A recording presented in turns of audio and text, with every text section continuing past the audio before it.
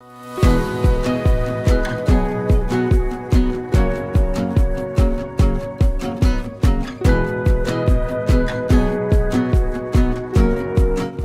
주제는 다 아시겠지만 지금 뭐 전쟁이 거의 1년이 넘었습니다. 저 작년 10월 7일 날 전쟁이 시작됐고요. 근데 지금 벌써 뭐 11월 달이 넘었기 때문에 지금 뭐 1년이 넘었고, 전쟁이 당연히 그냥 가자 지구에서만 전쟁이 계속 되는 것도 아니죠. 전쟁이 사실 확전이 됐거든요. 그래서 뭐 지금 이스라엘하고 레바논에 있는 헤즈볼라하고도 전쟁을 하고 있고, 그 다음에 우리가 한 번도 겪어보지 못한 이란하고 이스라엘하고 본토 서로 두 번을 지금 공격했습니다. 예. 이스라엘도 이란에 두 번 공격했고요.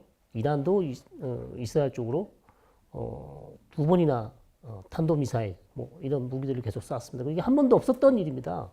그래서 역사상 한 번도 없었던 일들이 지금 올해 다양하게 일어나고 있고요. 또 앞으로 이게 지금 끝난 게 아니라서 계속 진행형입니다. 어떻게 될지 모르는 것이고, 더 이제 의미심장한 것은 대통령이 바뀌었습니다. 뭐 우리나라 대통령이 바뀐 건 아니고요. 미국의 대통령이 바뀌었습니다. 근데 미국의 대통령이 바뀌었는데 뭐 그렇게 중요하냐, 뭐 그렇게 생각하실 수도 있습니다. 그리고 우리도 어저께도 우리 이문영 교수님 같이 뭐 우리 통일 문제 관련해서 무슨 세미나에 가셨는데 같이 갔었는데요. 오신 분들이 질문하시는데 왜 우리 통일 문제를 얘기하는데 꼭 미국 얘기를 해야 되냐? 왜 미국 대통령이 그렇게 중요하냐? 왜 우리는 자주적으로 통일을 못하냐? 뭐 이렇게 또 얘기하시는, 성토를 하시는 분들도 계시더라고요. 뭐 들어보면 맞는 말씀이죠. 그러나 국제 정치란 게 현실 정치란 게 우리가 마음대로 할 수 있으면 얼마나 좋겠습니까? 그건 뭐 우리뿐만 아니라 다른 모든 국가들도 마찬가지거든요. 자기 마음대로 할 수 있으면 좋죠. 근데 국가라는 게, 그 다음에 국제 정세라는 게, 그 다음에 국제 관계라는 것이 결코 우리 마음대로 모든 것을 다 할 수 있는 상황이 아니거든요. 그래서 우리도 마찬가지지만 중동도 미국의 대통령이 누가 되느냐에 따라서 방향이 뭐 어디로 갈지 모르는 것이죠. 그래서 뭐 해리스 후보가 됐으면 좀 더 나았겠다고 생각하시는 분들도 있을 것이고, 트럼프가 됐으니까 이거 더 어려운 게 아닌가 이렇게 또 생각하실 수도 있는 겁니다. 그래서 상황이 지금 뭐 이제 2달 후면 트럼프 대통령이 백악관에 입성을 하게 되고요.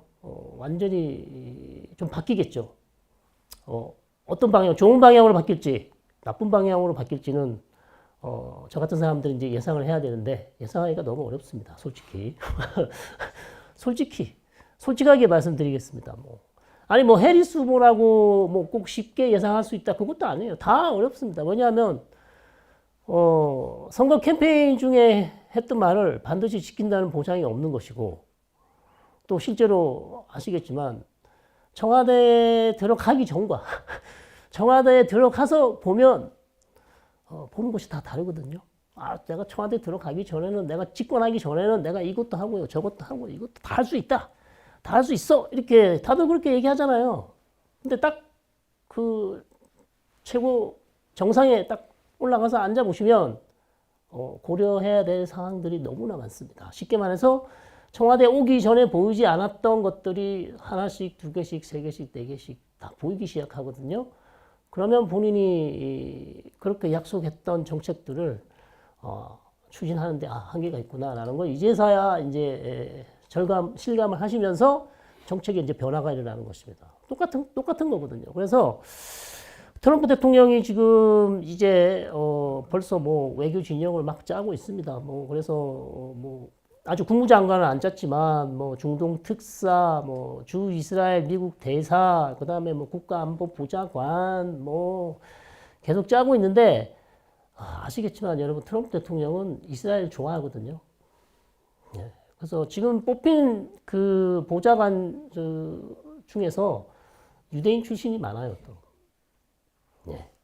뭐 지금 부비서실장, 백악관 부비서실장 스티븐 밀러라는 사람도 유대인이죠.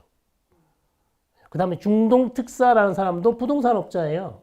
자기하고 이제 업종이 똑같죠. 자기가 이제 매번 이 이 부동산 업자한테 찾아가서 자기 집 좀 팔아달라고 이제 거래를 하다 보니까 친해지게 되고 같이 골프 치게 되고요. 오랜 시간 이렇게 잘 지내다 보니까 이 친구가 괜찮네. 그리고 유대인이네. 그럼 너 이번에 한번 저기 중동 특사 한번 해봐. 중동 특사가 됐습니다, 지금. 부동산 업자로서 같이 일하던 사람을 지금 중동 특사를 뽑았어요. 유대인입니다.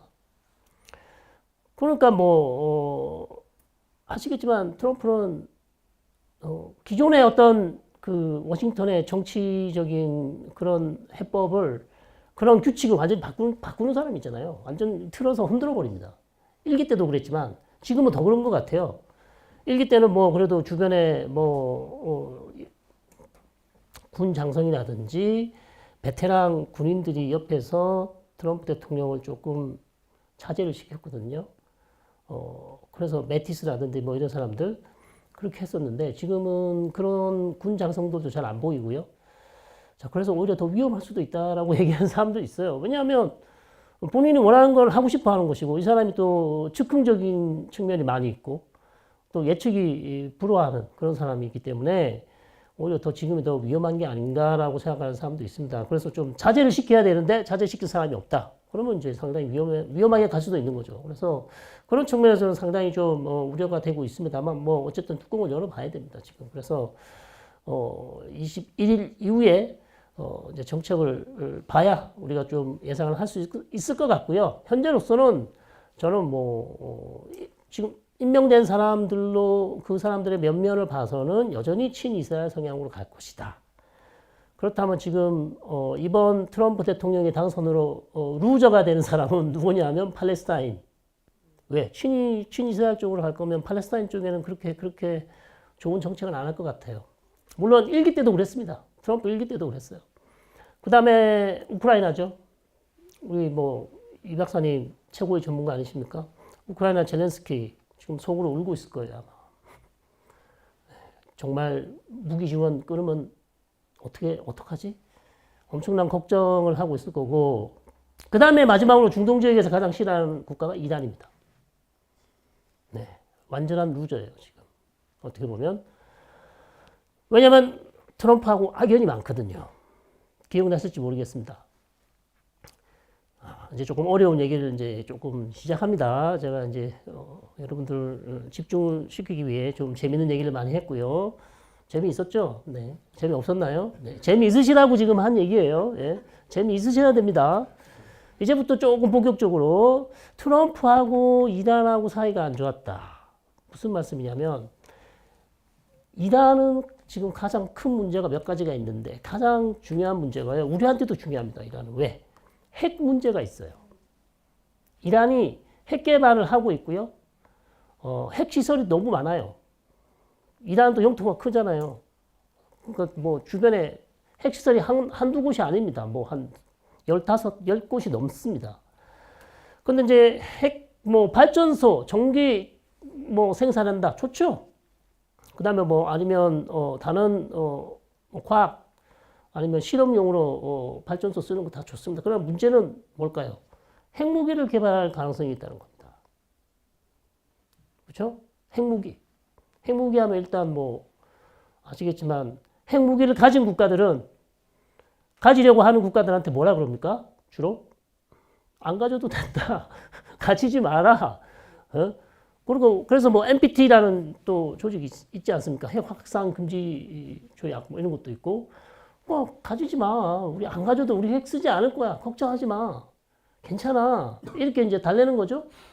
자, 그런 상황에서 이란은 사실 지금 핵 문턱 국가입니다. 좀 용어가 어렵습니다만 그냥 마음만 먹으면 몇 주 내에 핵탄두를 만들 수 있어요. 또 핵탄두를 만드는 거랑 핵탄두를 미사일에 장착을 해서 쏘는 거랑은 다릅니다. 핵탄두를 만들고 그거를 공격을 하고 싶으려면 또 1시간, 1년 반 정도 걸려요. 그 미사일에 장착하고 붙이고 하는데 그러니까 어쨌든 핵탄두를 만드는 시간에는 지금 이미 다 와 있다는 얘기예요. 몇 주 만에 만들 수 있습니다. 그러면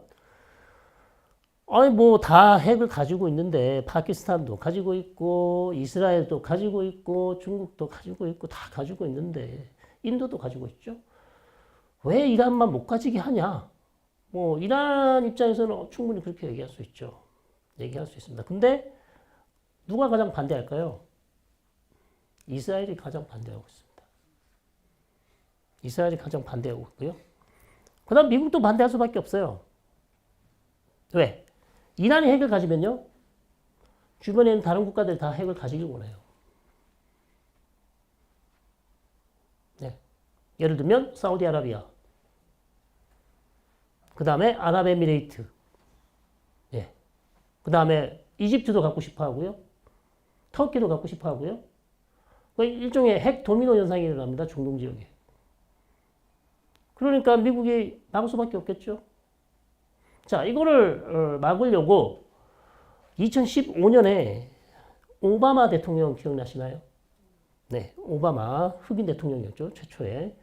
오바마 대통령이 2015년에 JCPOA라는 핵 합의를 이란과 협정을 체결을 해요. 잘한 겁니까? 못한 겁니까? 관심이 없으신 건 아니시죠? 잘했다고 해주세요. 왜냐하면 이란이 핵 만드는 걸 일단 막았잖아요.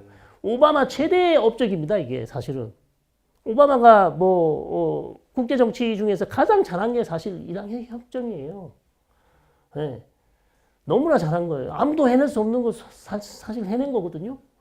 그래서 2015년 이란 핵 합의를 이뤄내서 이란이 핵 개발을 일단 중단시켰어요. 그때. 2015년에요. 얼마나 잘한 것입니까? 그래서 오바마가 사실 노벨상 받을 정도로 했다. 이렇게 얘기가 나왔습니다. 워낙 정말 중요한 일이었거든요.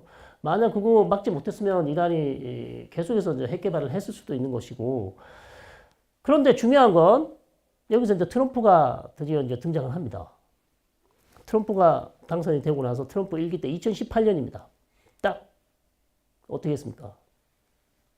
핵 합의를 탈퇴했습니다. 이거 잘한 겁니까? 못한 겁니까, 여러분? 아주 저는 이제 아주 쉽게 가겠습니다. 이거 수준 낮은 게 아니고 쉽게 가겠습니다. 잘한 겁니까? 못한 겁니까, 여러분? 못한 거죠. 이렇게 하면 안 되죠. 왜? 자, 이란 입장으로서는요. 자, 전임 대통령이지만 내가 대통령하고 합의를 한 게 아니지 않냐. 미국이라는 대국과 합의를 한 건데 대통령이 바뀌었다고 이거를 일방적으로 찢어버리면 어느 나라가 미국과 합의를 하겠습니까? 이건 사실 우리 북한 문제도 비슷한 거예요. 북한하고 어떤 미국하고 북미 수교 정상회담이 됐는데 나중에 대통령이 바뀌어가지고 북한 어떤 걸로 다시 해야 돼? 이렇게 한다면 북한이 가만히 있겠습니까? 똑같은 거거든요. 근데 여기 트럼프 대통령이 갑자기 대통령이 딱 되고 나서 이란 핵 합의 이거 마음에 안 든다. 그러니까 자기가 하고 싶은 거예요. 오바마가 한 건데 내가 더 훨씬 더 이쁘게 잘 만들 수 있다. 더 좋은 조건으로. 그렇게 해가지고 일방적으로 탈퇴를 해버립니다. 자, 그러면 그 당시에 이란은 뭐 했냐요? 이란은 잘못한 게 없어요. 이란은 핵 합의를 그대로 준수하고 있었거든요. 하나도 어긴 게 없어요. 그럼 가만히 있다가 트럼프에게 뒤통수 맞은 거죠. 그럼 얼마나 억울하겠습니까? 그러니까 지금 트럼프가 이 가장 못한 정책 중에 하나가 핵 합의를 일방적으로 탈퇴한 겁니다. 그거를 이제 바이든 대통령이 들어와서 4년 동안 다시 복원을 시키려고 노력했는데 안 됐죠. 실패했습니다. 그래서 지금 이란이 핵 문턱 국가가 됐다는 제가 설명을 드렸고 거기에 책임을 누가 져야 됩니까? 트럼프가 져야 돼요. 이제 본인이 다시 이제 백악관 들어가서 1월 21일부터 업무를 볼 텐데요. 이란과 핵 협상을 또 하겠죠? 할 겁니다.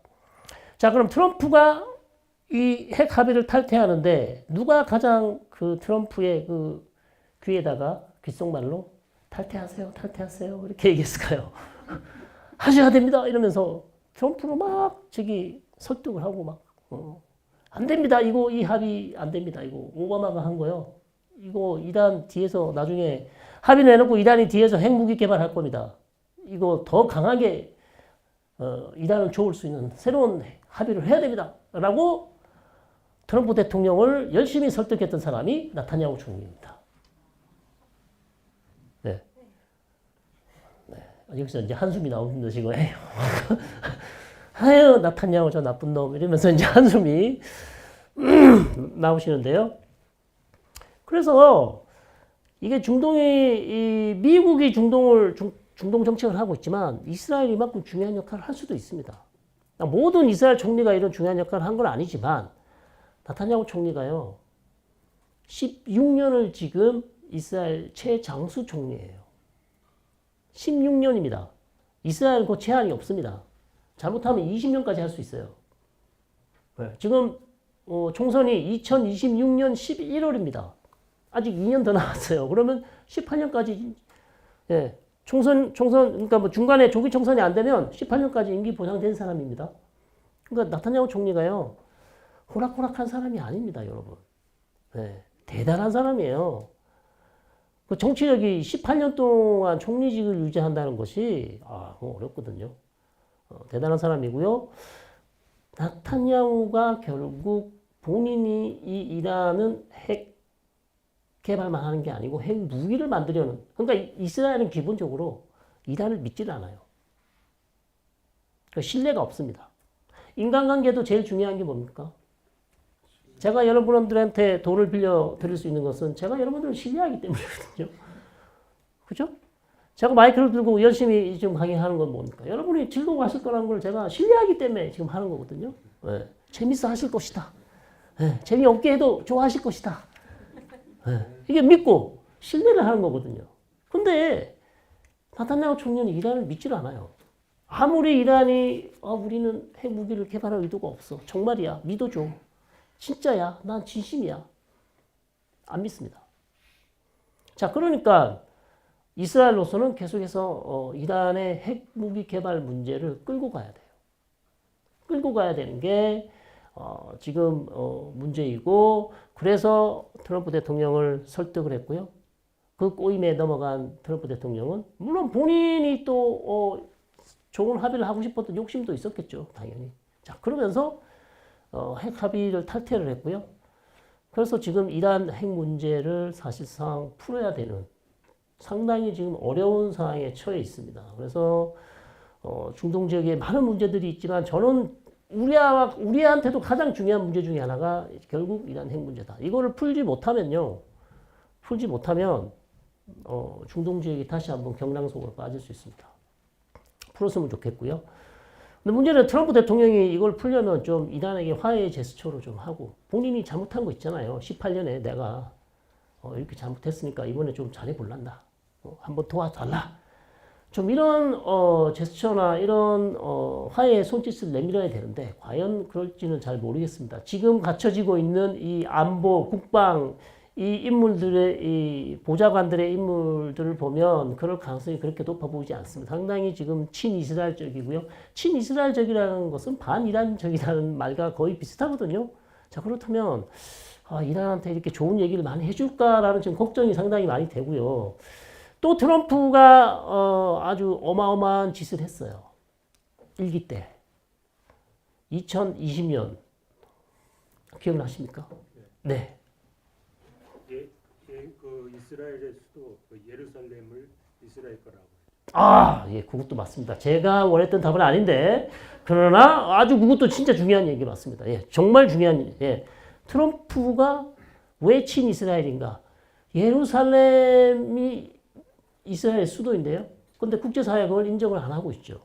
왜냐하면 예루살렘의 수도는 텔아비브가 아닙니다. 이스라엘의 수도는 텔아비브가 아닙니다, 여러분. 제가 텔아비브 대학 나와서 수도라고 하고 싶지만 아닙니다. 네. 이스라엘의 수도는 예루살렘이에요. 예루살렘인데 우리나라 대사관이 어디에 있을까요? 텔아비브. 예. 전문가 우리 이스라엘 좋아하시는 우리 선생님이 다 아십니다. 우리나라 대사관이요. 텔아비브에 있습니다.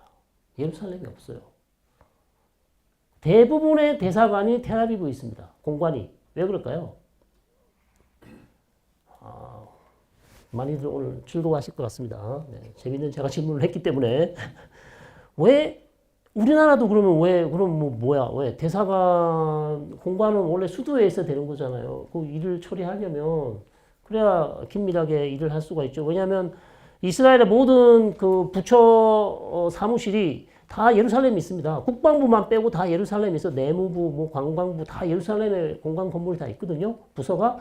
근데 그럼 우리 대사관도 거기 있어야 일 처리를 잘 할 수 있잖아요. 근데 왜 우리 대사관은 예루살렘에 없고, 우리 대사관뿐만 아니라 다른 나라 국가들도 대사관을 텔아비브에 둘까요?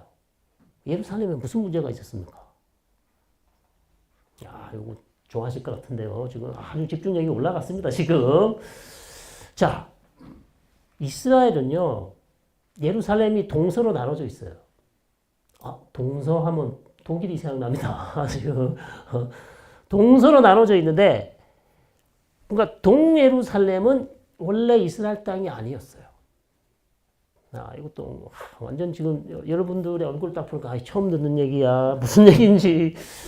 무슨 이런 거 좋아하거든 저는. 강의하는 사람들은 이런 거 좋아할 수밖에 없잖아. 아, 이 처음 듣는 얘기다. 이러면 또 집중적으로 또 신이 나가지고 또 얘기합니다.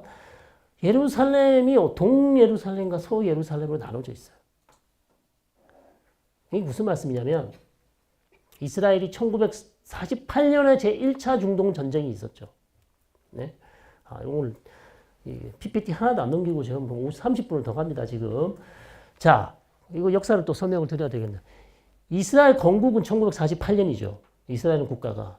자, 건국이 되자마자 아랍 국가들이 이스라엘 탱크를 앞세우고 밀고 쳐들어옵니다. 전쟁이 일어납니다. 1948년. 이게 5월 14, 15일 정도 1차 중동 전쟁이라고 하는데 어쨌든 전쟁이 한 1년 정도 했고 이스라엘이 사라지지 않고 버텨냅니다. 그러니까 이스라엘 국가가 이제 완전히 만들어진 거죠. 전쟁이 난 이유는 이스라엘이 일방적으로 우리는 여기 이 땅에 이스라엘 국가를 선포한다, 세웠다 이러니까 아랍 국가들이 그런 게 어딨냐 이러고 밀고 들어간 겁니다. 그래서 전쟁이 났고 1차 중동 전쟁인데 그때 전쟁이 끝나고 나서 휴전한 게 이스라엘은 서예루살렘까지만 땅이었어요. 아, 이렇게 되면 이제 이해하시기 쉽죠. 그 다음에 동예루살렘은 누가 가져갔을까요? 요르단요. 요르단. 요르단 가보셨죠? 네, 가보시길 바랍니다. 요르단. 근데 이 땅을 다시 이스라엘이 언제 빼앗아 오느냐? 1967년 전쟁. 일명 6일 만에 전쟁이 끝났다 그래서 6일 전쟁이라고 그러죠. 이때 이스라엘이 동예루살렘을 누구한테서 뺀다고요? 요르단에서 뺐고 요르단강 서안지구 웨스트뱅크도 요르단으로부터 뺏어냅니다. 뺏는다는 말씀은 전쟁에서 6일 만에 전쟁에서 이겼잖아요. 땅을 뺏었잖아요. 안 돌려줬어요. 국제법상은 돌려줘야 되죠. 유엔에서도 돌려주라 그랬습니다. 안보리 결의안까지 나왔습니다. 근데 이스라엘은 배째라 그러고 안 돌려줬어요. 자, 그런 동예루살렘을 이스라엘이 일방적으로 합병을 했습니다. 법으로 통과시켰어요. 동예루살렘을. 그러니까 이스라엘은 이거 우리 땅이라고 하는데 국제사회가 그걸 인정해 줄까요? 여러분, 국제사회는 대단히 냉정합니다. 국제사회는 대단히 냉정해요. 그래서 왜 많은 국가들의 공관이 예루살렘에 없냐면요. 그것을 보이콧하기 위해서. 이스라엘 니네 그거 니네 때가 아니잖아. 동예루살렘 니네 함부로 요르단한테 뺏어가지고 돌려주지도 않고 니네 법으로 통과시켜서 합병을 했다. 이것은 우리로서는 인정할 수 없어. 그거는 예루살렘 니네 수도라고 하지만 우리는 인정할 수 없어. 그러면서 전부 다 수도를 어디로 텔아비브나 텔아비브 위쪽에 있는 도시. 그런데 아까 말씀해 주신 것처럼 트럼프가 최초로 그거를 인정해 줬어요. 그러니까 미국 대사관을 텔아비브에 있는 미국 대사관을 어디로 옮겼다고요? 예루살렘으로 옮겨버렸습니다. 트럼프가 많은 일을 했죠. 뭐 좋은 일도 있고 파격적인 일도 있고 나쁜 일도 있고 많은 일을 했습니다. 근데 미국 대통령으로는 처음으로 아예 대사관을 옮겨버렸습니다. 그러니까 나타냐후 총리는 얼마나 좋겠습니까?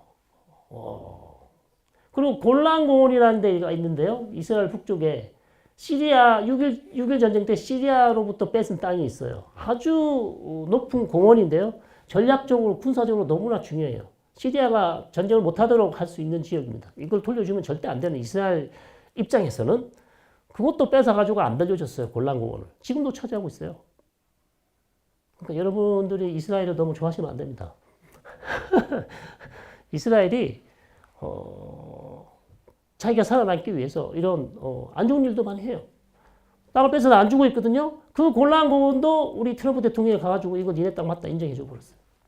미국 대통령 아무도 그런 사람이 없어요. 왜냐하면 국제법상 본인 땅이 이스라엘 땅이 아닙니다. 자, 그렇게 우리 트럼프와 나타냐후는 거의 뭐 중마고우 잊지 못하는 브로맨십이라 그럽니까? 하여튼 뭐 그런 엄청난 그런 우애를 보였는데 무슨 일이 났습니까? 선거에서 졌잖아요. 트럼프가 4년 전에.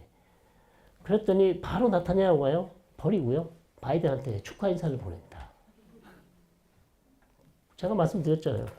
국제정세는 냉정하다고. 냉정해요. 그랬더니 트럼프가 어떻게 했습니까? 예, 열받았습니다. 그래서 열받아가지고 진짜 F로 쓰는 영어 욕 있잖아요. 그거 했어요. 예. 진짜로. 이건 제가 지어낸 게 아니고 진짜 그랬습니다.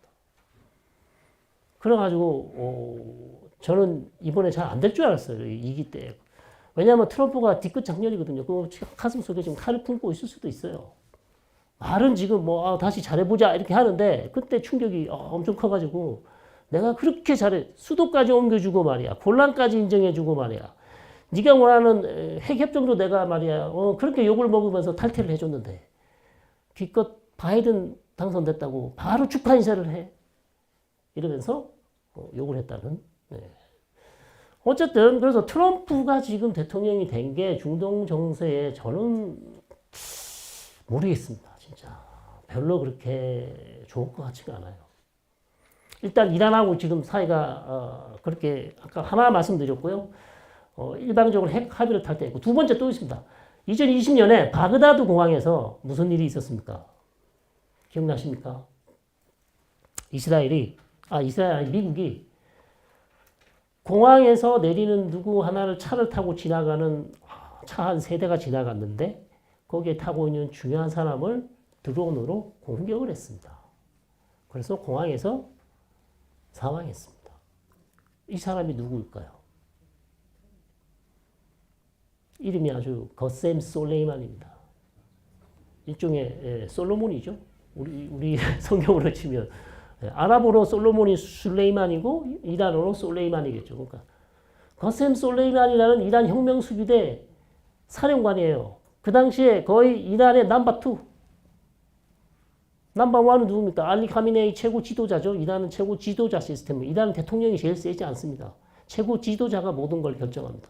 자, 그런데 그 밑에 있는 혁명수비대에서 가장 오래된 사람을 이라크 공항에서 미국이 바로 드론으로 날려버렸습니다. 이거 뭐 그냥 테러 단체의 수장이 아니고 이란의 정규군 중에 엘리트 부대가 있는데 그게 혁명수비대고요. 그 안에 또 엘리트 부대가 있는데 거기에 중요한 사령관입니다. 이 사람을 미국이 날렸어요. 자, 저는 그렇게 생각합니다. 이거 트럼프 대통령이 이거 날리자 하면 전부 다 반대했을 거예요. 제 생각엔. 트럼프 주변에 있는 모든 군사 전문가들이 전부 다 반대했을 겁니다. 안 되십니다. 대통령님 이거 큰일 납니다. 이란하고 전면전도 할 수 있습니다. 중동 지역이 불바다가 될 수 있습니다. 그러면 유가는 어떻게 될까요? 난리가 나겠죠. 그러면 전 세계 경제가 공황에 빠질 수도 있는. 이거 너무 위험합니다. 절대 안 됩니다. 사실 이스라엘이 이 사람을 죽이려고 몇 번을 배웠습니다. 근데 못 날렸죠. 이스라엘 이거 했다가 우리 이란하고 전면전 나서 우리 너무 힘들다. 우리로서는 너무 큰 사건이야. 거의 이스라엘 하고 싶었지만 못했어요. 근데 미국 정도는 할 수 있죠. 그런데도 미국도 사실 이거는 엄청난 모험이었거든요. 그러니까 저는 트럼프만이 할 수 있는 일이었다고 생각합니다. 트럼프가 아닌 다른 대통령이었다면 이런 위험을 감수하지 않았을 것입니다. 그래서 이 두 가지 사건, 악연이죠. 자, 이란하고 이제 풀어야 됩니다. 핵 협상을 다시 해야 되고요. 어려운 상황에 지금 처해 있는 그런 상황입니다. 그래서 트럼프 대통령이 과연 어떻게 할지는 우리는 좀 지켜봐야 되겠고요. 또 우리로서는 뭐 북한 문제가 또 너무 중요하죠. 그래서 북한 문제도 사실 우리한테도 중요하고 중동 문제도 중요하고 근데 북한 문제와 중동 문제가 미국이 잘 결정을 해야 돼요.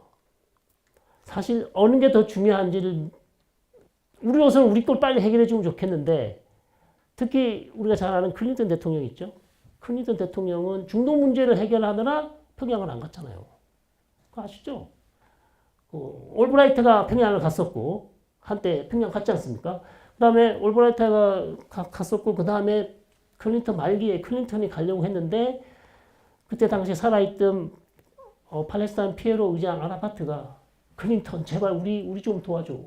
우리 이거 평화협상 좀 도와줘. 안 돼, 나 평양 가야 되는데 안 돼, 우리가 더 중요해. 그래가지고 안 가고 그거 했습니다. 팔레스타인 문제 해결하다가 북미 수교가 어찌는 날아갔다고 저는 생각합니다. 책에 아마 나와 있을 겁니다. 그만큼 그래서 어찌 보면 중동 문제하고 북한 문제하고 둘 중에 미국이 선택을 잘해야 됩니다. 어느 거를 선택해서 빨리 풀어야 될지, 어느 게 더 긴급한 문제인지를 우리가 손해 볼 수도 있습니다. 잘못하면. 그런 상황도 있었다 말씀을 드리고요.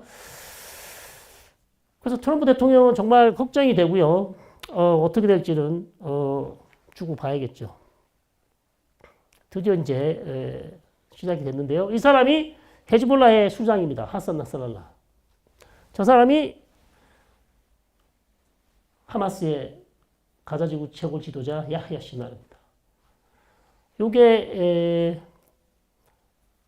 한 석 달 전에는 두 분이 다 살아 있었죠. 네, 한 두 달 사이에 두 분이 다 안 계십니다, 지금. 네, 아주 요거 아이러니입니다, 요거. 이분이 먼저 가시고 아마 두 번째로 우리가 야흐야 시나르가 사망한 걸로. 그래서 두 사람이 이미 살아있지 않는 그런 상황이고 사실상 이제 이스라엘이 지금 전쟁을 하고 있는 하마스, 그 다음에 헤즈볼라의 수장이었습니다.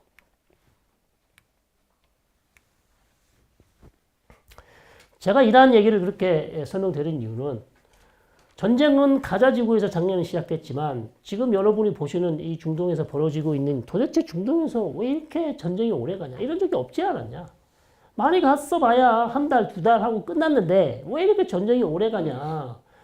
많이 물어보셔요. 제가 어느 공무원들하고 이제 회의를 하러 갔는데 헤즈볼라 막 설명하니까 그분이 딱 하시는 얘기가 도대체 중동에서 무슨 일이 일어나고 이제 좀 크게 좀 설명을 해달라. 전체 판을 좀 그냥 자잘한 거 이런 거 좀 얘기하지 말고 이해하기 쉽게 네 알겠습니다 이렇게 하고 제가 설명을 드린 게 지금 중동판이 이 이란하고 이스라엘하고 지금 전쟁을 하고 있고요.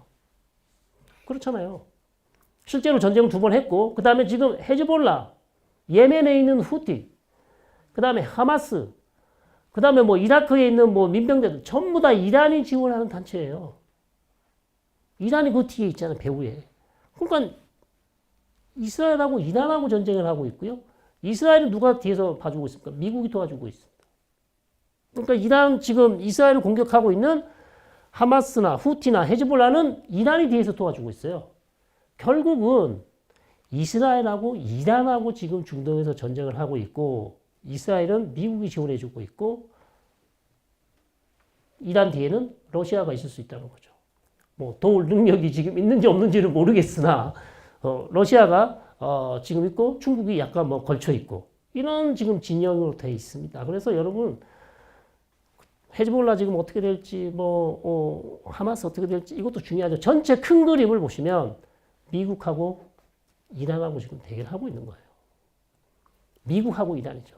미국 편에는 이스라엘이 있는 거고 그 다음에 미국과 이스라엘 편에는 사우디나 유에이나 쿠웨이트나 바레인이나 걸프 순리 아랍 국가들이 다 이쪽에 있습니다. 왜? 이 국가들이 가장 두려워하는 국가는 사우디, 유에이, 바레인, 쿠웨이트가 가장 두려워하는 국가가 이스라엘은 아니에요. 여러분. 그거 옛날 얘기. 아직도 옛날에 계시면 안 돼요. 이제 현실로 오셔야 돼요. 옛날에야 1973년 전쟁까지 제4차 중동 전쟁까지 이스라엘하고 아랍 국가 간이 전쟁을 했죠. 그 이후에는 아랍하고 이스라엘하고는 문제가 없어요. 사실 별 문제가 없고 그 이후에는 뭐가 문제야? 이란하고 이스라엘이 문제예요.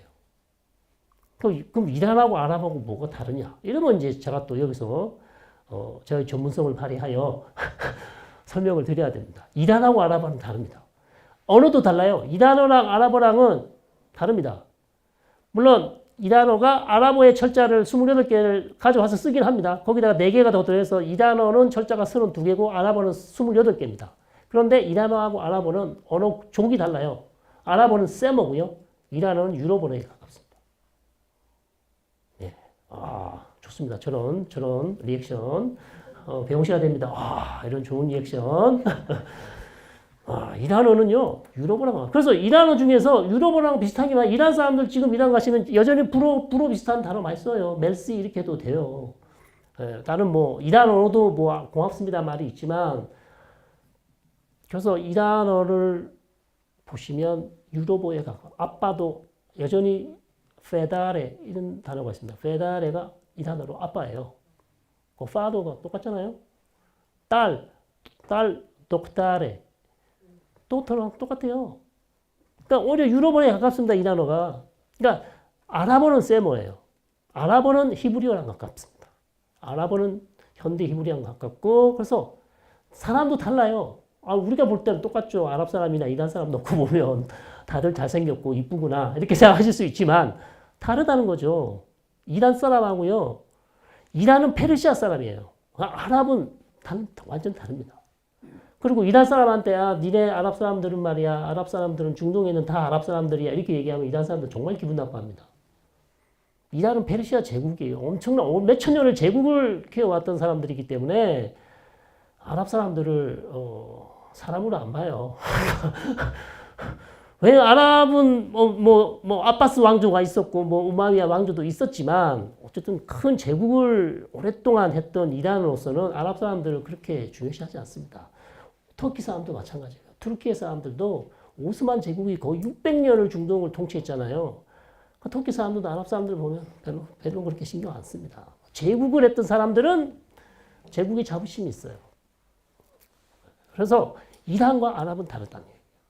그래서 지금 중동에서 이런 많은 일이 일어나고 있는 거는 어쨌든 이란하고 이스라엘하고 관계가 안 좋아진 거고 거기에 미국은 이스라엘이 무너지면 안 되니까 계속 이스라엘 지원해주고 있는 거고 그러다 보니까 미국하고 이란하고 지금 중동에서 사실상 대결을 하고 있는 거고요. 여기서 누가 밀리냐? 밀리면 안 되는 거죠. 그러니까 이란이 원하는 건 중동에서 미국이 없는 겁니다. 중동에 미군이 많이 있잖아요. 거의 쿠웨이트 없는 데가 없습니다. 미군이 없는 데가. 그러니까 이거 다 나가라는 거예요. 특히 이라크에 있는 시리아에 있는 미군이 나갔으면 좋겠다. 그게 이란이 원하는 거고 그 다음에 이란이 중동에서 원하는 건 이스라엘이 없어지는 겁니다. 최근에 팔레스타인 국가를 세워주면 그래도 인정하겠다라는 그런 말이 나오기는 했습니다만 옛날부터도 전통적으로 이란은 이스라엘이 없어졌으면 좋은 거예요. 그래서 헤즈볼라가 있는 거고 그래서 레바논에서 헤즈볼라가 계속해서 이스라엘을 공격하는 것이고 그럼 왜 팔레스타인 문제를 이란이 이렇게 목숨을 거냐? 왜 이란이 이렇게 팔레스타인 문제에 목숨을 걸까요? 본인 문제 아니잖아요, 사실. 왜 헤즈볼라한테 그 많은 1년에 한 70억 달러? 7억 달러라는 돈을 줘가면서 매년 무기 주고 돈 주고 헤즈볼라한테도 주고요. 후티한테도 주고요. 하마스한테도 주고요. 이라크에 있는 또 민병대들한테 주고요. 그 많은 돈을 지금 이란 경제 엉망이거든요. 쉽게 말해서 이란 경제 좀 쉬운 말로 박살 났어요. 박살. 최악입니다. 최악. 그냥 호텔에서 우리 박현도 선생님이 맨날 하는 얘기 있어. 호텔에서 뉴욕 치즈 케이크하고 커피 몇 잔 시키면 5성급 호텔에서 시키면 2만 원 나온대나요? 우리 돈으로. 돈 100불 바꾸면 돈이 이란 돈이 이만큼 된대요. 가방을 들고 다녀야 돼요, 지금. 화폐가 완전 가치가 바닥 똥값 됐어요. 똥값 쉽게 말해서. 그래서 그런 그래서 이란 교수들이 지금 해외를 못 나와요. 자기 돈으로 달러 바꿔봐야 얼마 되지도 않아서. 그래서 나와서 하는 얘기는, 나 진짜 5불짜리 커피 한 잔 사 먹는데 이렇게 힘든 적이 없었다. 커피도 못 사 먹겠다. 이 5불이면 우리 이란 가서 얼마나 많은 일을 할 수 있는데. 이 정도예요, 지금 상황이. 그럼 이렇게까지 이란이 경제 제재를 받으면서 핵무기를 개발하고, 그 다음에 2022년에 히잡 시위가 났었죠. 자국민들을 그렇게 탄압하고 죽이고 뭐 얻는 게 뭡니까 도대체? 갑자기 이란에 대한 성토가 나왔는데 그러니까 제가 저 사람은 이스라엘에서 공부했기 때문에 형 이란은 원래 싫어하는 거야. 그것도 저는 인정합니다. 왜냐하면 사람이 그 다른 국가에 오래 살게 되면요 그 사람들을 좋아할 수밖에 없어요. 여러분도 다른 나라에서 오래 사시면 아무리 터키 사람들이 밉지만 터키에서 오래 사신 분들은 그래도 우리 터키 사람 그렇지 않아 이런 생각을 할 수 있거든요. 그게 한계입니다. 근데 이란의 지금 보수 강경 정부는 해도 너무해요. 지금 자국민들은 그렇게 경제적으로 어려운데 자기 지금 정권 안위를 위해서 이 집권 세력의 안위를 위해서 계속해서 미국과 미국이 나쁜 짓도 많이 하죠. 제가 뭐 미국이 천사라는 얘기는 아닙니다. 그러나 미국이 만들어놓은 국제 질서 속에서 살려면 어쨌든 미국하고 어느 정도는 관계를 해야만 자국민도 살릴 수 있는 거죠.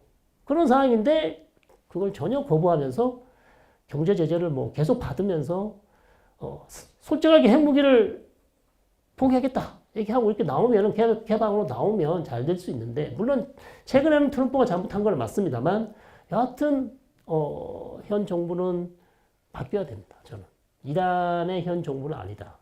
자국민에 대해서 전혀 이렇게까지 이 자국민을 탄압하는 정부가 계속해서 이란 정부에 있는 것은 이란 국민으로서도 불행입니다, 사실. 자, 그래서 전체적인 분위기는 말씀드렸습니다. 여러 군데서 지금 전쟁이 나고 있고, 후티가 있고, 헤즈볼라가 있고, 하마스가 있지만, 결국 이란하고 이스라엘이 문제가 되고 있고, 거기서 미국은 이스라엘을 도와줄 수밖에 없는 그런 상황입니다. 제가 계속 설명드렸습니다. 중동의 판이 바뀌었어요. 아랍하고 이스라엘하고 전쟁을 했지만 이제 그 시대는 갔습니다.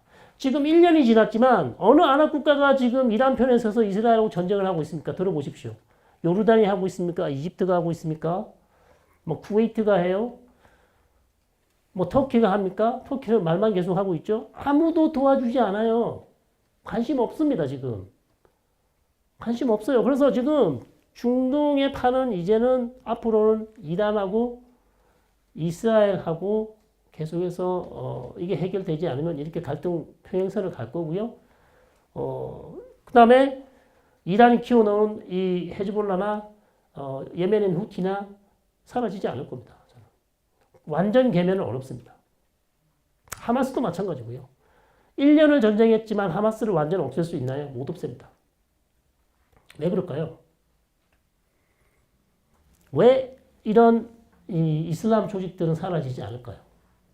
그리고 제가 이렇게 용기 있게 없어지지 않는다고 이렇게 장담을 할 수 있을까요? 자, 하마스나 헤즈볼라는요 단순한 전쟁만 하는 조직이 아니에요. 이 사람들은 소셜 서비스를 제공합니다. 예를 들어서 복지, 구제, 의료, 선교. 그러니까 레바논 남부에서 그렇게 못 사는 시아파들이 있는데 그 사람들이 이 레바논이라는 국가가 돈이 없기 때문에 이 사람들에게 아무것도 해줄 수 있는 게 없어요. 그 아이들 유치원도 못 보내는 사람들이 있으면 국가에서 좀 그런 거 해줘야 되잖아요. 못 해줘요. 임플란트 해야 되는데 돈 없어요. 못 해줍니다. 그 다음에 집에 쌀이 없으면 국가에서 이런 거 좀 생활 보조를 해줘야 되는데 그것도 못 해줘요. 그거 누가 해준다고? 헤즈볼라가 해요. 그거를 헤즈볼라가 해준다고요. 그거는 하마스가 해준단 말입니다. 그래서 이런 이슬람 원리주의 조직이 살아날 수 있습니다. 그러니까 풀뿌리 완전히 이 조직들은 거의 사라질 가능성이 없습니다. 그런 단 한 가지 가능성은 팔레스타인 국가가 세워져서 하마스가 제공하고 있는 그런 사회 서비스를 국가가 다 제공해버리면 없어지죠. 예를 들어서 레바논이 돈이 많아가지고요. 더 이상 헤즈볼라가 뭐 의료 병원 세우고 학교 세우고 이런 거 필요 없이 국가에서 모든 거 다 공짜로 다 해줘버려. 그러면 사람들이 헤즈볼라 찾아갈 이유가 없어요. 그러면 해결될 수 있습니다. 근데 레바논이 그렇게 될까요?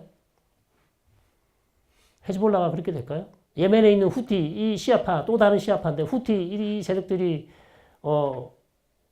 사라질 수 있을까요? 예멘이라는 국가가 정상화돼가지고 안 된다는 거죠.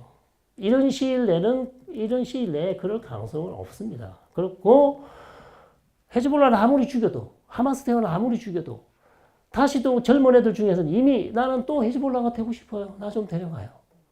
가자지구도 마찬가지예요. 지금 뭐 이스라엘이 지금 가자지구 죽는 사망자가 몇 명입니까? 4만 5천? 이스라엘 정부 쪽에서는 그것도 한 2만 명은 헤즈볼라 대원이라고 얘기를 하고 있습니다. 절반 정도는. 그 다음에 나머지는 민간인이라고 얘기하고 있는데 그렇게 많이 죽였는데 계속해서 하마스가 나와요. 왜 그런가? 애들이 계속 하마스에 들어가요. 계속 인력을 계속 충원하고 있는 거죠. 전쟁 중에 인력을 계속 충원하고 있다는 얘기입니다. 헤즈볼라도 마찬가지예요. 그러면 이게 언제까지 전쟁을 해야 끝납니까? 안 끝난다는 얘기죠. 계속 인력 충원을 하는데 언제까지 전쟁을 할 거예요? 그래서 저는 이슬람 원리주의적 조직 헤즈볼라와 하마스는요.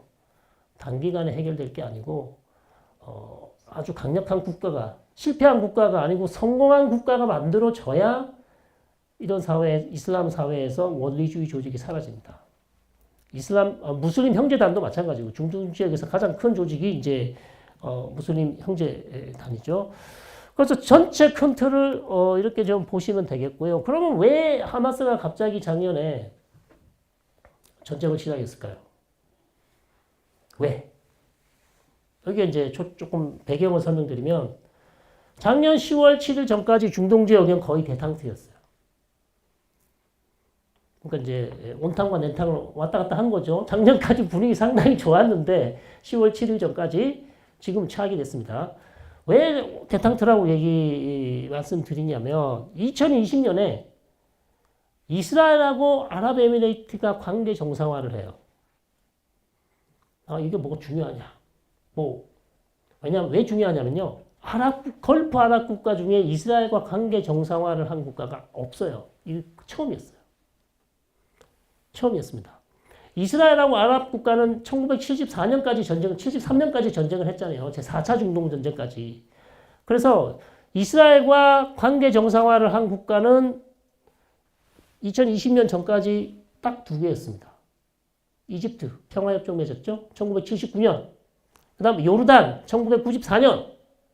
그 외에 어떤 아랍 국가도 이스라엘과 평화협정을 맺은 국가가 없습니다. 근데 갑자기 걸프 국가 중에서 2020년에 뜬금없이 갑자기 UAE가 이스라엘하고 지금 이스라엘 유대인들이요. 두바이에 여행 가요.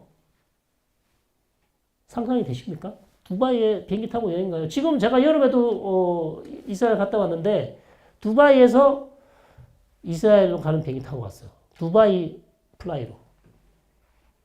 에미레이트 비행기는 안 되고 두바이 플라이로. 그 밑에 좀 작은 또 항공사가 있거든요. 그걸로 들어갔다 왔어요.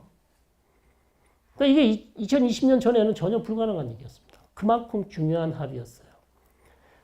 그리고 거기에다가 바레인, 모로코, 수단까지 이스라엘과 관계 정상화를 했습니다. 이게요 거의 혁명 같은 사건입니다. 혁명적인 사건이에요. 자 이렇게 돼 있었죠. 거기다가 작년 10월 7일 하마스가 이스라엘을 가자지구에서 공격하기 전에 이스라엘하고 사우디하고 관계 정상화 얘기가 나왔었어요. 들어보셨나요? 네. 사우디가 중요할까요? 아랍 국가들 중에서 사우디가 더 힘이 셀까요? UAE가 더 힘이 셀까요? 네? 사우디라고 여러분도 동의하십니까? 네? 왜 사우디가 더 힘이 세다고 생각하십니까? 네? 네? 석유가 더 많다. 맞습니다. 석유는 훨씬 사우디가 많을 것 같습니다. 일단 땅덩이도 사우디가 훨씬 더 커요. 훨씬 크잖아요. 보십시오. 사우디. UAE는 저 밑에 저 끝틀이에요. 지금. 보이지도 않아. 지금 여기 끝틀이. 이 전체가 사우디잖아요. 근데 영토 물리적인 것도 중요하지만 여러분은 너무 물리적이시면 안 됩니다. 정신적으로. 네? 네. 사우디는요. 이슬람권에서 거의 맏형 같은 위치예요. 왜냐하면 메카, 메디나.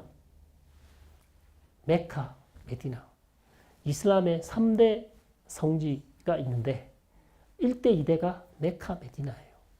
그 두 개를 다 누가 가지고 있다고요? 사우디가 가지고 있습니다. 그래서 무슬림들이 성지순례를 가면 어디로 갑니까? 사우디 가잖아요. 하츠라고 그러죠. 이슬람의 성지순례. 사우디 메카, 메디나 갑니다. 사우디는 이슬람권에서 맏형 같다니까. 그리고 순리 국가들 중에서 돈이 없으면 사우디가 다 돈 줘가면서 애들 막 도와주고 그럽니다. 사우디가 좋은 일도 많이 해요. 예를 들어서 2011년 아랍의 봄이죠. 2011년 중동에서 막 반정부 시위가 났을 때 바레인에서 막 난리가 났었어요. 바레인 여기 있는 나라, 조그만 나라. 여긴 시아파가 훨씬 많거든요. 그 시아파들이 막 바레인 국왕이 순립한데 걔네들 무너뜨리려고 반정부 시위하니까 사우디가 군대까지 보내주고 돈도 주고 이래서 살렸어요. 죽어가는 거를. 그러니까 좋은 일을 너무 많이 하고 이슬람권에서 사우디는 너무나 중요한 국가입니다. 그리고 사우디는 또 본인들이 순니 이슬람의 정통이라고 얘기하잖아요. 우리가 중요하다. 우리가 순니 이슬람의 와하비즘이라는 그 순니 이슬람 원리주의와 사우디 국왕이 결합해서 만든 나라가 사우디거든요. 그러니까 자기가 순니 이슬람 상당히 중요하다고 얘기를 해요. 실제로 아랍 국가들이 많이 인정을 하고 있고, 자, 그러다 보니까 이스라엘하고 사우디하고 관계 정상화를 하면요, 다른 아랍 국가들이 다 한단 말이에요. 쉽게 이스라엘과 관계 정상화를 할 수 있다는 겁니다. 아시겠죠? 왜 사우디가 UAE보다 중요한지를. 자, 그래서 이스라엘이 사우디와 관계 정상화를 하고 싶어 했는데, 거의 다 됐다고 작년에 10월 7일 전에 보도가 났었어요. 자, 이런 상황에서 하마스가 전쟁을 일으켰어요. 왜 일으켰습니까?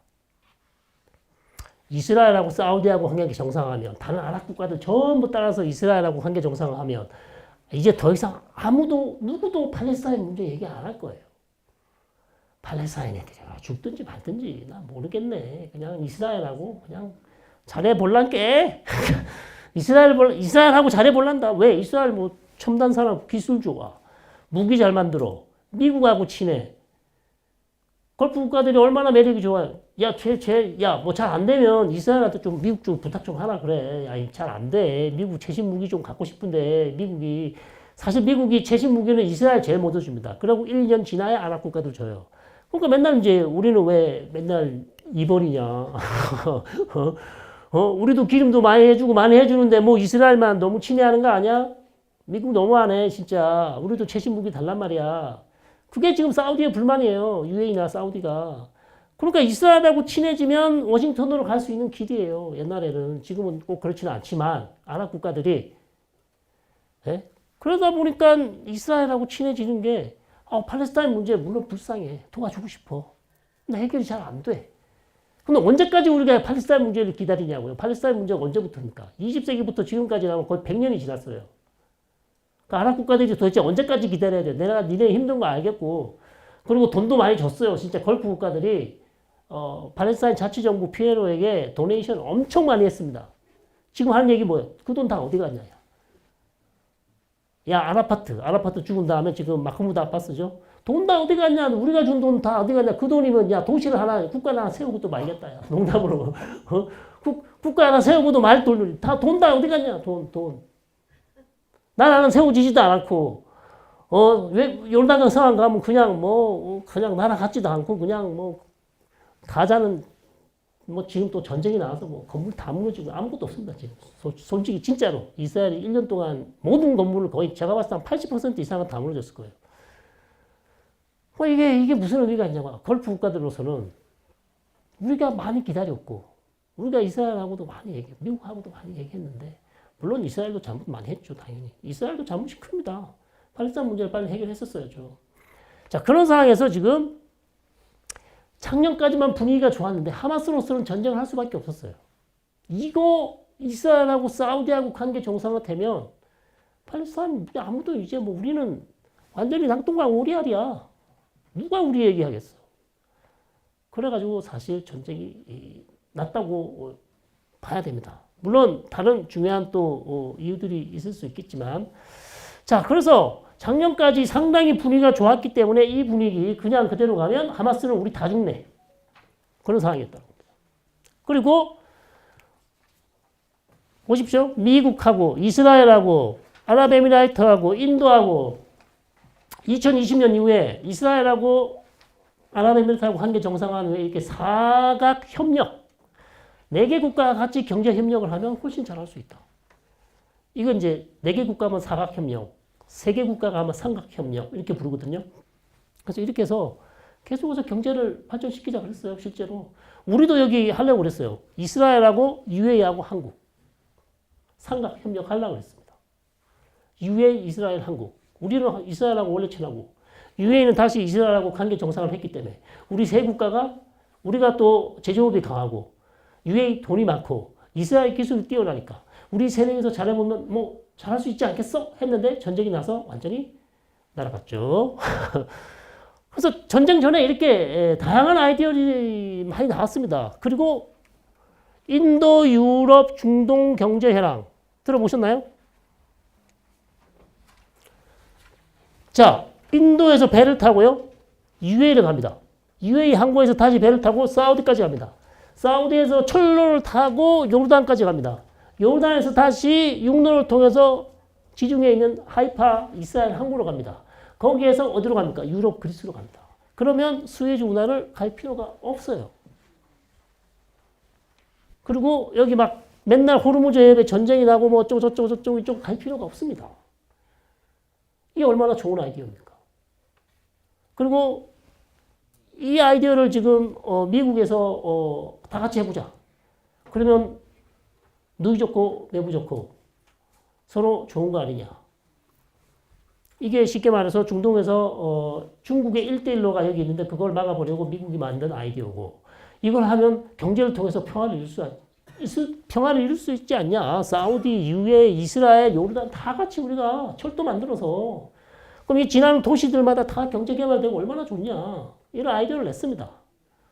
작년 10월 7일 전까지. 그러나 이게 현재로서는 조금 어려운 상황이고요. 예, 요런 지금 중국을 막기 위해서 IMEC라는 경제 회랑을 만들려고 노력을 했었고요. 실제 근데 이 사우디나 이쪽에는 이미 철도가 만들어져 있답니다.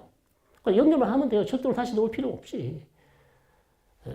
자, 국가들 간에 어떻게 관세를 어떻게 할 것인지 뭐 이런 문제들이 조금 남아 있는 것이고, 그것을 이제 해결한다면 충분히 가능한 그런 아이디어라고 합니다. 그리고 중동 지역에 작년 10월 7일 전까지 다른 국가들도 상당히 관계가 좋았습니다. 하마스하고 사우디도 관계가 좋았고요. 작년 3월에 중국의 중재로 이란하고 사우디하고 관계 정상화 됐잖아요. 중국이 중재. 처음 들어보시죠? 네. 중국이 그래서요, 중동에서 외교력을 보여준 게 이게 첫 번째 사례입니다. 미국이 깜짝 놀랐어요. 사실 이런 걸 미국이 맨날 했잖아요. 이란하고 사우디 관계 정상화, 중동에서 미국이 아니면 누가 있습니까? 없습니다. 그런데 문제는 이제 미국이 자꾸 중국을 포위하려고 중동에서 발을 좀 빼고 중국에 집중하고 싶은 거예요. 자, 그렇게 했었는데 중국이 그 틈을 딱 파고 들어가서 이란하고 사우디하고 관계 정상화를 딱 시켰습니다. 그래서 중국이 상당히 이 외교적 성과로 그렇게 보여주고 있습니다. 그래서 전체적으로 작년 분위기가 좋았는데 이 모든 좋은 분위기는 하마스한테는 별로 좋지 않았고, 특히 걸프 국가와 이스라엘 간에 계속해서 관계 정상화가 일어나잖아요. 이거 이란이 좋아할까요? 싫어할까요?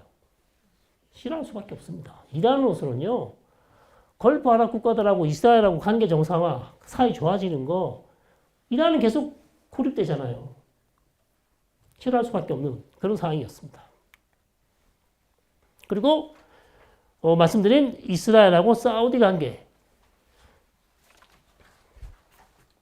사우디는 왜 이스라엘하고 관계 정상을 하려고 했겠습니까? 사우디는 이스라엘하고 하는 것도 중요하지만 사우디가 이거 하면 미국으로부터 얻는 게 더 중요해요. 사우디가 미국으로부터 얻으려는 게 뭐가 있는지 아십니까, 여러분?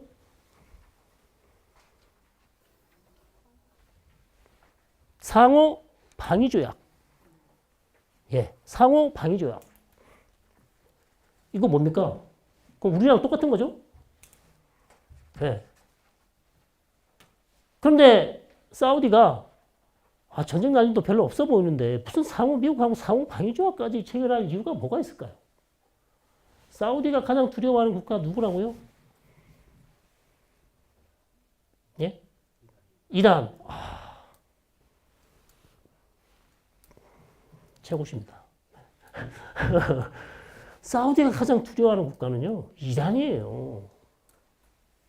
이란. 사우디에서 가장 그 유명한 그 석유 회사 이름 뭡니까? 전 세계적으로 가장 유명한 석유 회사. 아람코. 기억나시죠? 아람코. 아람코가 2019년에 두드려 맞았어요. 기억나시나요? 기억 안 나시죠? 저도 기억이 잘 안 납니다. 2019년 아람코가 2개 시설이 드론에 두드려 맞아가지고요. 이란이 아니고 사우디가 하루 원유 생산량의 절반이 날아갔어요. 반토막 났습니다. 그게 2019년입니다. 5년 전입니다. 그 누가 그랬을까요?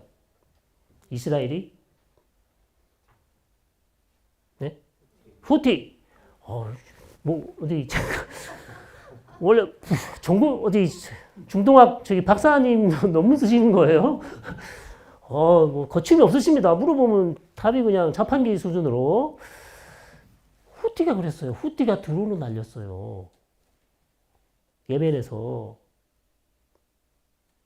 그리고 이란이 또 뭐 순항 미사일을 했을 수도 있고 어쨌든 둘 중에 하나는 어차피 다 이란으로 보는 거니까. 그죠? 자, 아람코가 2번을 두드려 맞았어. 원유 생산량이 반토막 나고 그게 한 반년 정도 갔어요. 그것도 아주 조금 부서진 거거든요. 근데 보십시오. 이란이 마음만 먹고 아람코 절반을 날리면 어떻게 될까요? 절반도 아니야. 한 25%. 4분의 1만 날리면 사우디는 물론이고 전 세계 석유값은 어떻게 되겠습니까, 여러분? 이거 남의 일 아니거든요. 이거 우리 일이에요. 네, 유가가 150 갈지 200 갈지. 그러니까 그만큼 어마무시한 일이 2019년에 있었어요. 근데 그때 트럼프가 아무것도 안 했어요. 또 트럼프 소환. 트럼프가 그 사우디가 원한 거 뭡니까? 이 정도로 두드리 맞았는데 야 이거 솔직히 사우디는 저거 없으면 거리에 내앉아야 돼요. 거지 돼요. 거지. 뭐 사우디가 할 수 있는 게 뭐가 있어요? 원유 생산해서 원유 파는 거 말고 사우디가 할 수 있는 게 뭐가 있냐고요. 그러니까 사우디가 지금 뭐 경제 다각화해서 야 우리도 제조업 만들어야 되고 굴뚝 산업 만들어야 되고 첨단 산업 해야 된다. 그래서 우리 한국 기업들 와서 좀 해달라 도와달라. 뭐 네옴시티 하네 관광 하네 지금 계속 하는 이유가 아람코 날아가면 사우디는 거지 돼요. 자 그걸 두드려 맞았는데 트럼프 대통령이 이란한테 아무 얘기도 안 했어요. 사우디는 최소한 뭘 기대했을까요? 말이라도 가서 이란 놈들 좀 얘기를 좀 해라. 한 번 더 하면 뭐 때려 잡는다라든지 아니면 우리한테 뭐 최고의 뭐 사드에 버금가는 뭐 슈퍼 사드라도 좀 보내갖고 이거 뭐 요격망을 막아줘야 될 거 아니냐. 야 드론 요 조만하게 날아와가지고 지금 2군데 부서졌는데 원유 생산량 반토막 났네. 이게 지금 사우디가 걱정하는 거예요. 이때부터 중동 지역의 그 안보 관련해서 전부 다 사람들이 이란을 보는 눈빛이 달라졌어요. 이스라엘도 포함. 이란 놈 새끼들 미사일 잘 만드는 건 알았는데 뭐 탄도 미사일도 잘 만들고 순항 미사일도 좋고 드론도 잘 만드는 거 저렇게 운용 기술이 좋은 줄을 몰랐다는 거예요. 저때 이미 패트리어트나 사우디 사드가 있었을 거거든요. 그거 못 막았다는 얘기거든요. 어차피 순항 미사일 낮게 날고 드론은 또 많이 쏘면 작아가지고 잘 안 잡힙니다. 그런데 그거 시간 타이밍을 착착착착 맞춰가지고 그 요격 방공망을 뚫고 들어가서 지네들이 원하는 타격을 딱 맞췄다는 거예요. 이게 놀라운 겁니다. 이게.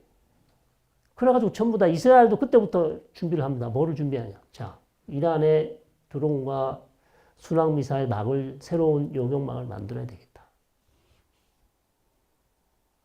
그게 지금 사우디가 지금 원하는 게 왜 사우디 상호 방위 조약 미국하고 상호 방위 조약을 원하는지 아시겠죠? 답이 없어요.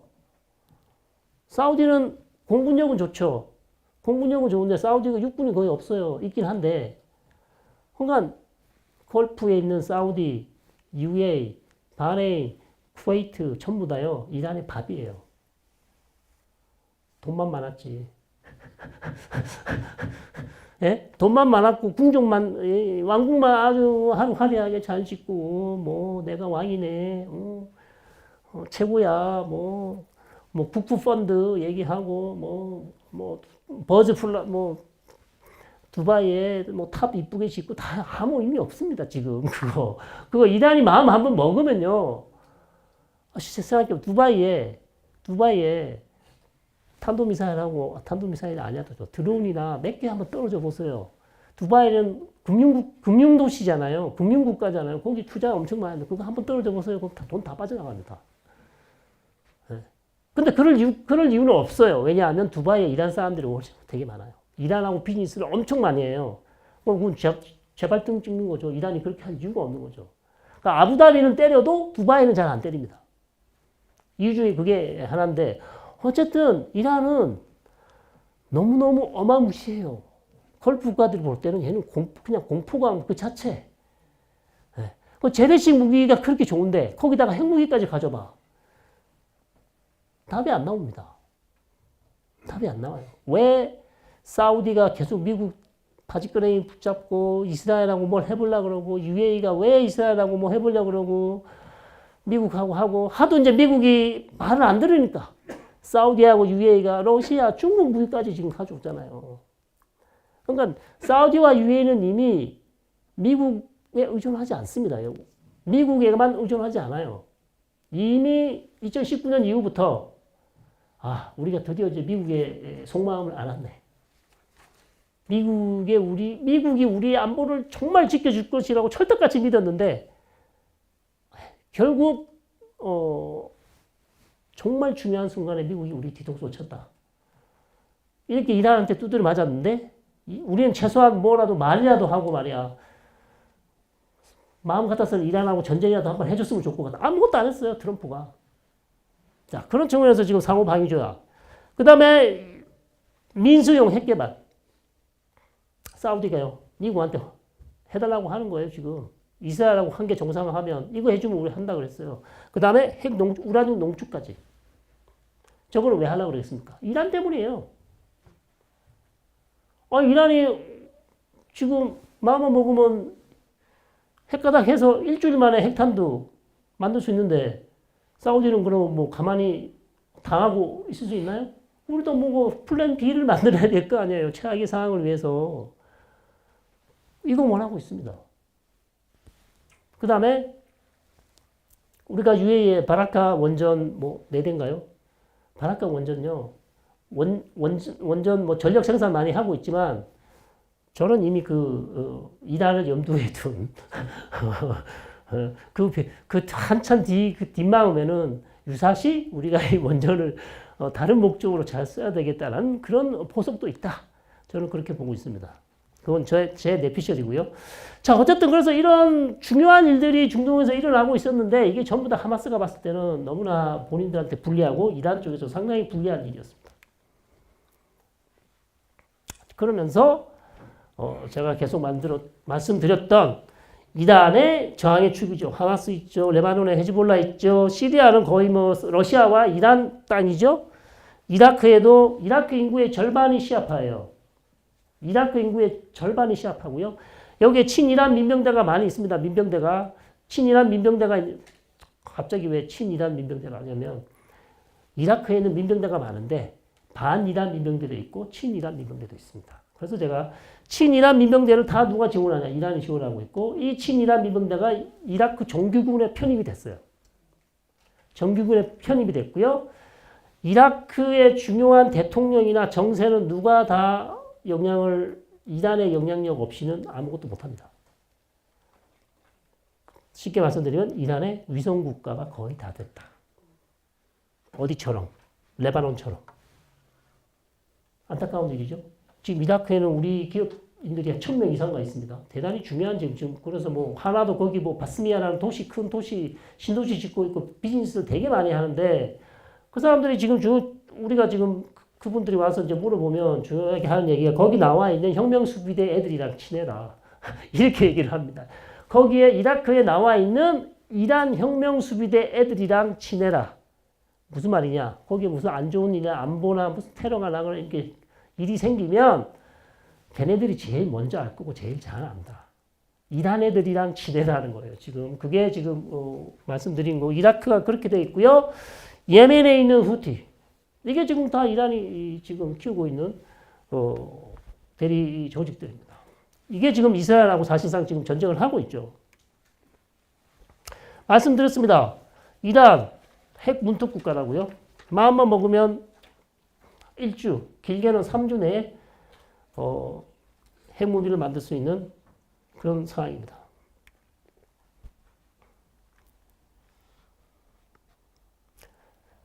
자, 설명드린 대로 한 번도 이란이 이스라엘 본토에 공격을 해본 적이 없는데 벌써 2차례 했다. 이것은 되게 함의점이 크다고 봅니다. 함의점이 크다. 왜? 쉽게 말해서 이란의 간이 배 밖으로 나왔다. 쉽게 말해서. 한 번도 그런 적이 없었잖아요. 그런 적이 없었는데 그렇게 했다는 거는 엄청나게 지금 자신감이 있다는 거거든요. 배째라 우리도 이제는 뭐 못 먹어도 호야 더 이상 못 참겠어 이거거든요. 옛날에는 그럼 왜 못 그랬느냐? 미국이 뒤에 있으니까. 미국이 뒤에 있고 이스라엘이 핵무기를 가지고 있어요. 이스라엘이 핵무기 가지고 있으니까 제가 무슨 짓을 할지 모르는데 그래서 우리가 옛날에는 참았어. 이스라엘이 아무리 시리아에서 우리 혁명수비대 사령관 죽이고 또 죽이고 그 다음에 이스라엘이 이란 내에 있는 핵과학자들 암살하고 또 하고 했지만 우리 계속 참았다. 물론 꼭 참은 건 아닙니다. 외부에서 이제 보복을 하려고 그러는데 성공하지 못한 측면도 있지요. 어쨌든 본토를 한 번도 공격한 적이 없어요. 근데 4월 달에 바뀌었습니다. 이게 처음으로. 그리고 10월 달에 또 공격했어요. 2번 공격했습니다. 이것은 이란이 더 이상 이스라엘의 핵무기를 가지고 좀 쓰지 못할 것이다. 그리고 바이든 대통령이 있을 때는 절대 이란하고 전면전 못할 것이다. 그 다음에 선거가 얼마 안 남았기 때문이기도 하죠. 사실은. 선거를 앞두고 미국이 이란과 전면전을 할 가능성이 없다고 판단했을 것이고, 자, 그런 측면에서 이란이 지금 2번이나 지금 이스라엘에 대한 공격을 했기 때문에, 이제는 한 번 전쟁을 하면 2번, 3번, 4번 하는 거 쉽습니다. 그렇죠? 한 번 하는 게 어렵습니다. 한 번 시작하는 게. 이미 이란에 가는 배 밖으로 많이 남아 있고요. 그래서 이스라엘과의 3차전, 4차전 얼마든지 가능하다는 겁니다. 이게 이제 가장 안 좋은 시나리오죠. 그래서 향후 어떻게 될지 모르는 그런 상황이고요.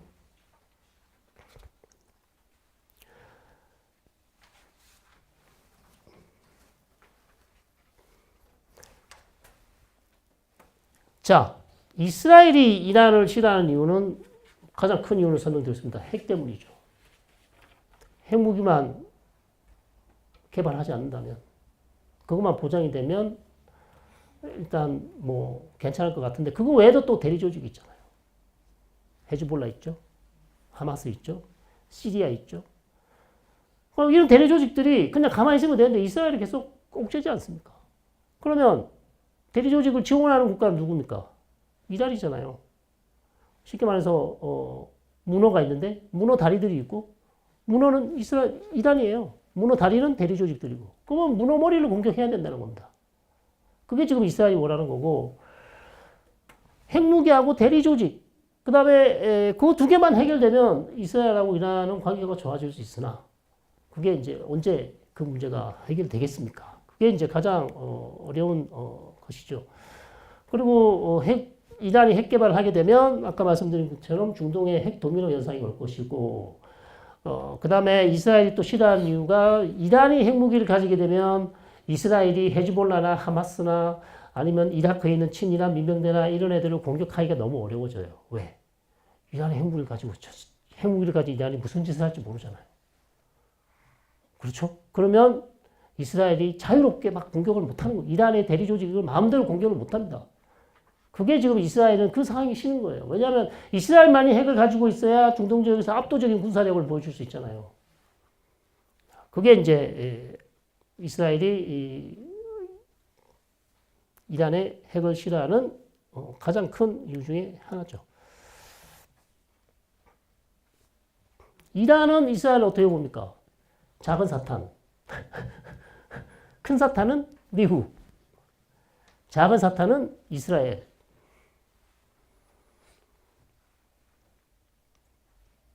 이해되시죠? 그리고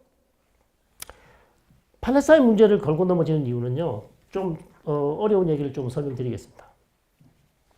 팔레스타인 문제는 이란은 시아파고요. 자, 지구상에 무슬림들이 한 15억, 16억 정도 된다고 한다면 85%가 순니파예요. 그 시아파는 15%밖에 안 돼요. 얼마 안 되죠? 근데 시아파 주민이 가장 많은 국가가 이제 이란이죠. 이란인데 그럼 시아하고 순니하고 친할까요? 안 친할까요? 안 친하겠죠. 근데 여러분 이제 중동 지역 여행 가서 이제 길에서 사람들한테 그냥 물어보시면 아랍 사람들한테 물어보시면 니네 순니파, 시아파 차이가 뭐냐? 물어보면 전부 다 우리 차이 없습니다. 우리는 하나입니다. 우리 너무나 잘 지냅니다. 문제가 없습니다. 그렇게 얘기를 해요. 그거는 이제 우리가 교회를 다닌다고 해서 다 신학을 공부하지 않지 않습니까? 그렇잖아요. 교회는 열심히 다니지만 우리가 신학교를 안 다니면 신학을 공부하지 않습니다. 똑같거든요. 무슬림이라고 다 이슬람 신학을 공부하나요? 안 하죠. 그러니까 자기가 생각할 때는 시아, 순니 별 차이가 없어 보이니까 그렇게 얘기합니다. 그러나 이슬람을 학문적으로 공부하신 분들은 차이가 크다. 자, 이렇게 얘기를 하고 있고 이 둘 간에는 상당히 계속해서 분쟁적인 요소가 남아 있습니다. 분쟁적인 요소가 남아 있는데 이란으로서는요. 자기는 소수파잖아요. 15%밖에 안 되는. 근데 이란 주위에는 전부 다 순니 아랍 국가들이잖아요. 그러면 이란으로서는 소수파인 우리 이란이 순니 아랍들 국가들 있는 이 사람들의 민심을 얻으려면 좋은 일을 해야 돼요. 이 사람들이 좋아하는 일. 이 순니 아랍 국가들이 순니파 이 아랍 국민들이 좋아하는 일. 그게 뭘까요? 이스라엘 때려잡는 거예요. 팔레스타인 도와주는 거. 그러니까 정당성을 리지티머스를 만들어내는 원천이 되는 거죠. 팔레스타인 문제가. 이해되시죠? 왜? 사우디나 UAE나 요르단이나 이집트나 아무도 이스라엘하고 안 때리잖아. 이스라엘하고 잘 지내잖아요. 그러니까 이란으로서는 뭐라 그러니까 자 봐라. 아랍 국민들이요. 당신들의 지도자들은 말만 맨날 팔레스타인 도와준다고 그러고 이스라엘하고 맨날 무역하고 교역하고 대사관 만들고 미국하고도 잘 지내고 새빨간 거짓말이야. 우리가 진짜 이슬람의 같은 무슬림, 순니파지만 같은 무슬림을 도와주기 위해서 피를 흘리는 진정한 이슬람 신정 국가가 이란이야. 그걸 우리가 보여줄게. 그래서 팔레스타인 사람들을 도와주는 겁니다. 정당성. 진짜 팔레스타인 사람들이 불쌍해서 여러분 그렇게 생각하시지 않죠? 불쌍하긴 하죠. 그러나 이란 사람들이 진짜 팔레스타인 사람들이 불쌍해서 팔레스타인 사람들 너무 불쌍해. 저 사람들 도와줘야 돼. 그런 어떤 그런 생각을 아닙니다. 물론 그런 사람들도 있겠죠. 그러나 위정자들은 전혀 그렇지 않습니다. 오로지 이란이 어떻게 이 순니 이 국가들 사이에서 살아남기 위해서 팔레스타인 문제를 계속 걸고 넘어져야 다른 순니 아랍 국가들이 이란에 대해서 문제 제기를 안 한다. 특히 시아파라고 차별하거나 이란을 무시하지 않을 거다. 그런 이유가 가장 크다고 봅니다. 저는. 네. 그래서 계속해서 이스라엘하고 전쟁을 하는 거예요. 문제는 이제 그래서 이란이 얻는 게 뭐가 있냐는 거죠. 이란 국민들한테 그럼 뭐가 이런 정책을 함으로써 이스라엘과 계속해서 투쟁을 해서 이란 국민들한테 뭐가 돌아가느냐 하는 게 이제 문제인 것이다. 그건 또 별개의 문제죠.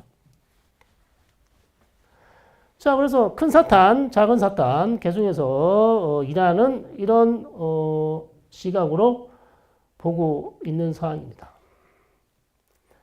제가 설명드렸습니다.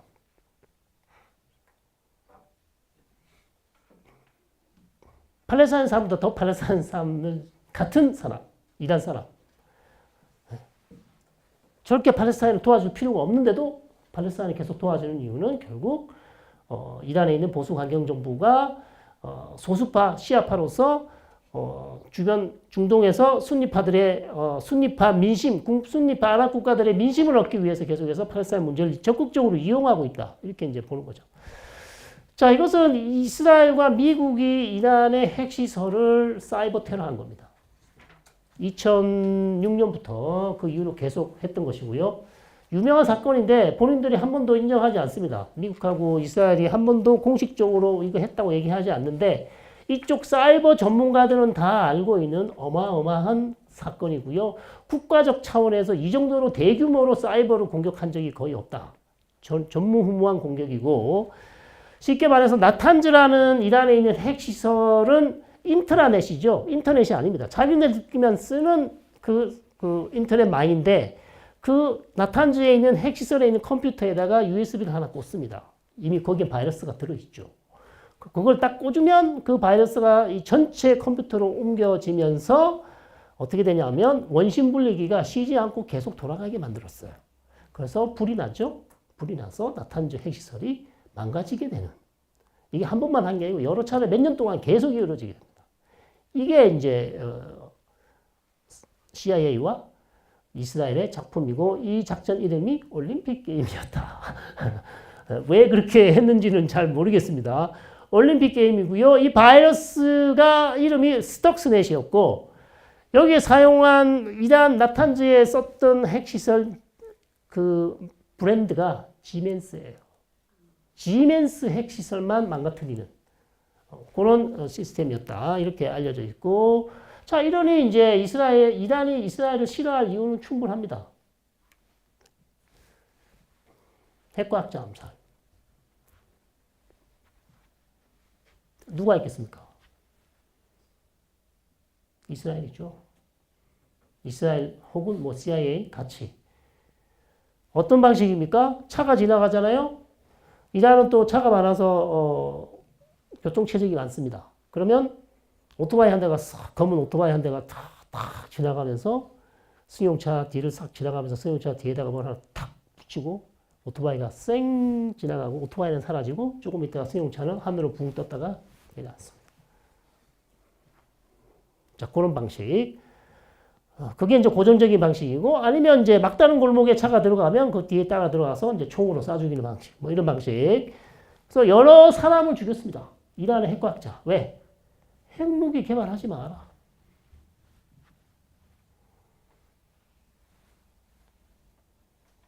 근데 이란 갔다 오신 분들이 그러더라고요. 요 죽은 사람들을 똑같이 만들어서 사람 모양으로 만드는 거 있잖아요. 그거 그거 전시관에 전시되어 있답니다. 좀 무섭겠죠? 좀. 밀랍으로 딱 만들어가지고 그렇게, 그건 순교자. 이렇게 이제 그쪽에서 순교자라고 많이. 그리고 요거 2018년, 나타냐후 총리고요. 이스라엘이 테헤란에 있는 한 큰 창고에서 이란이 핵무기를 초기부터 지금까지 개발할 때 관련된 모든 다큐멘트, 문서를 발견하게 돼요. 근데 그 문서에 뭐가 있냐면 초기에 이란이 핵무기를 개발하려고 했던 그 의도가 담긴 문서예요. 다 이다로겠죠?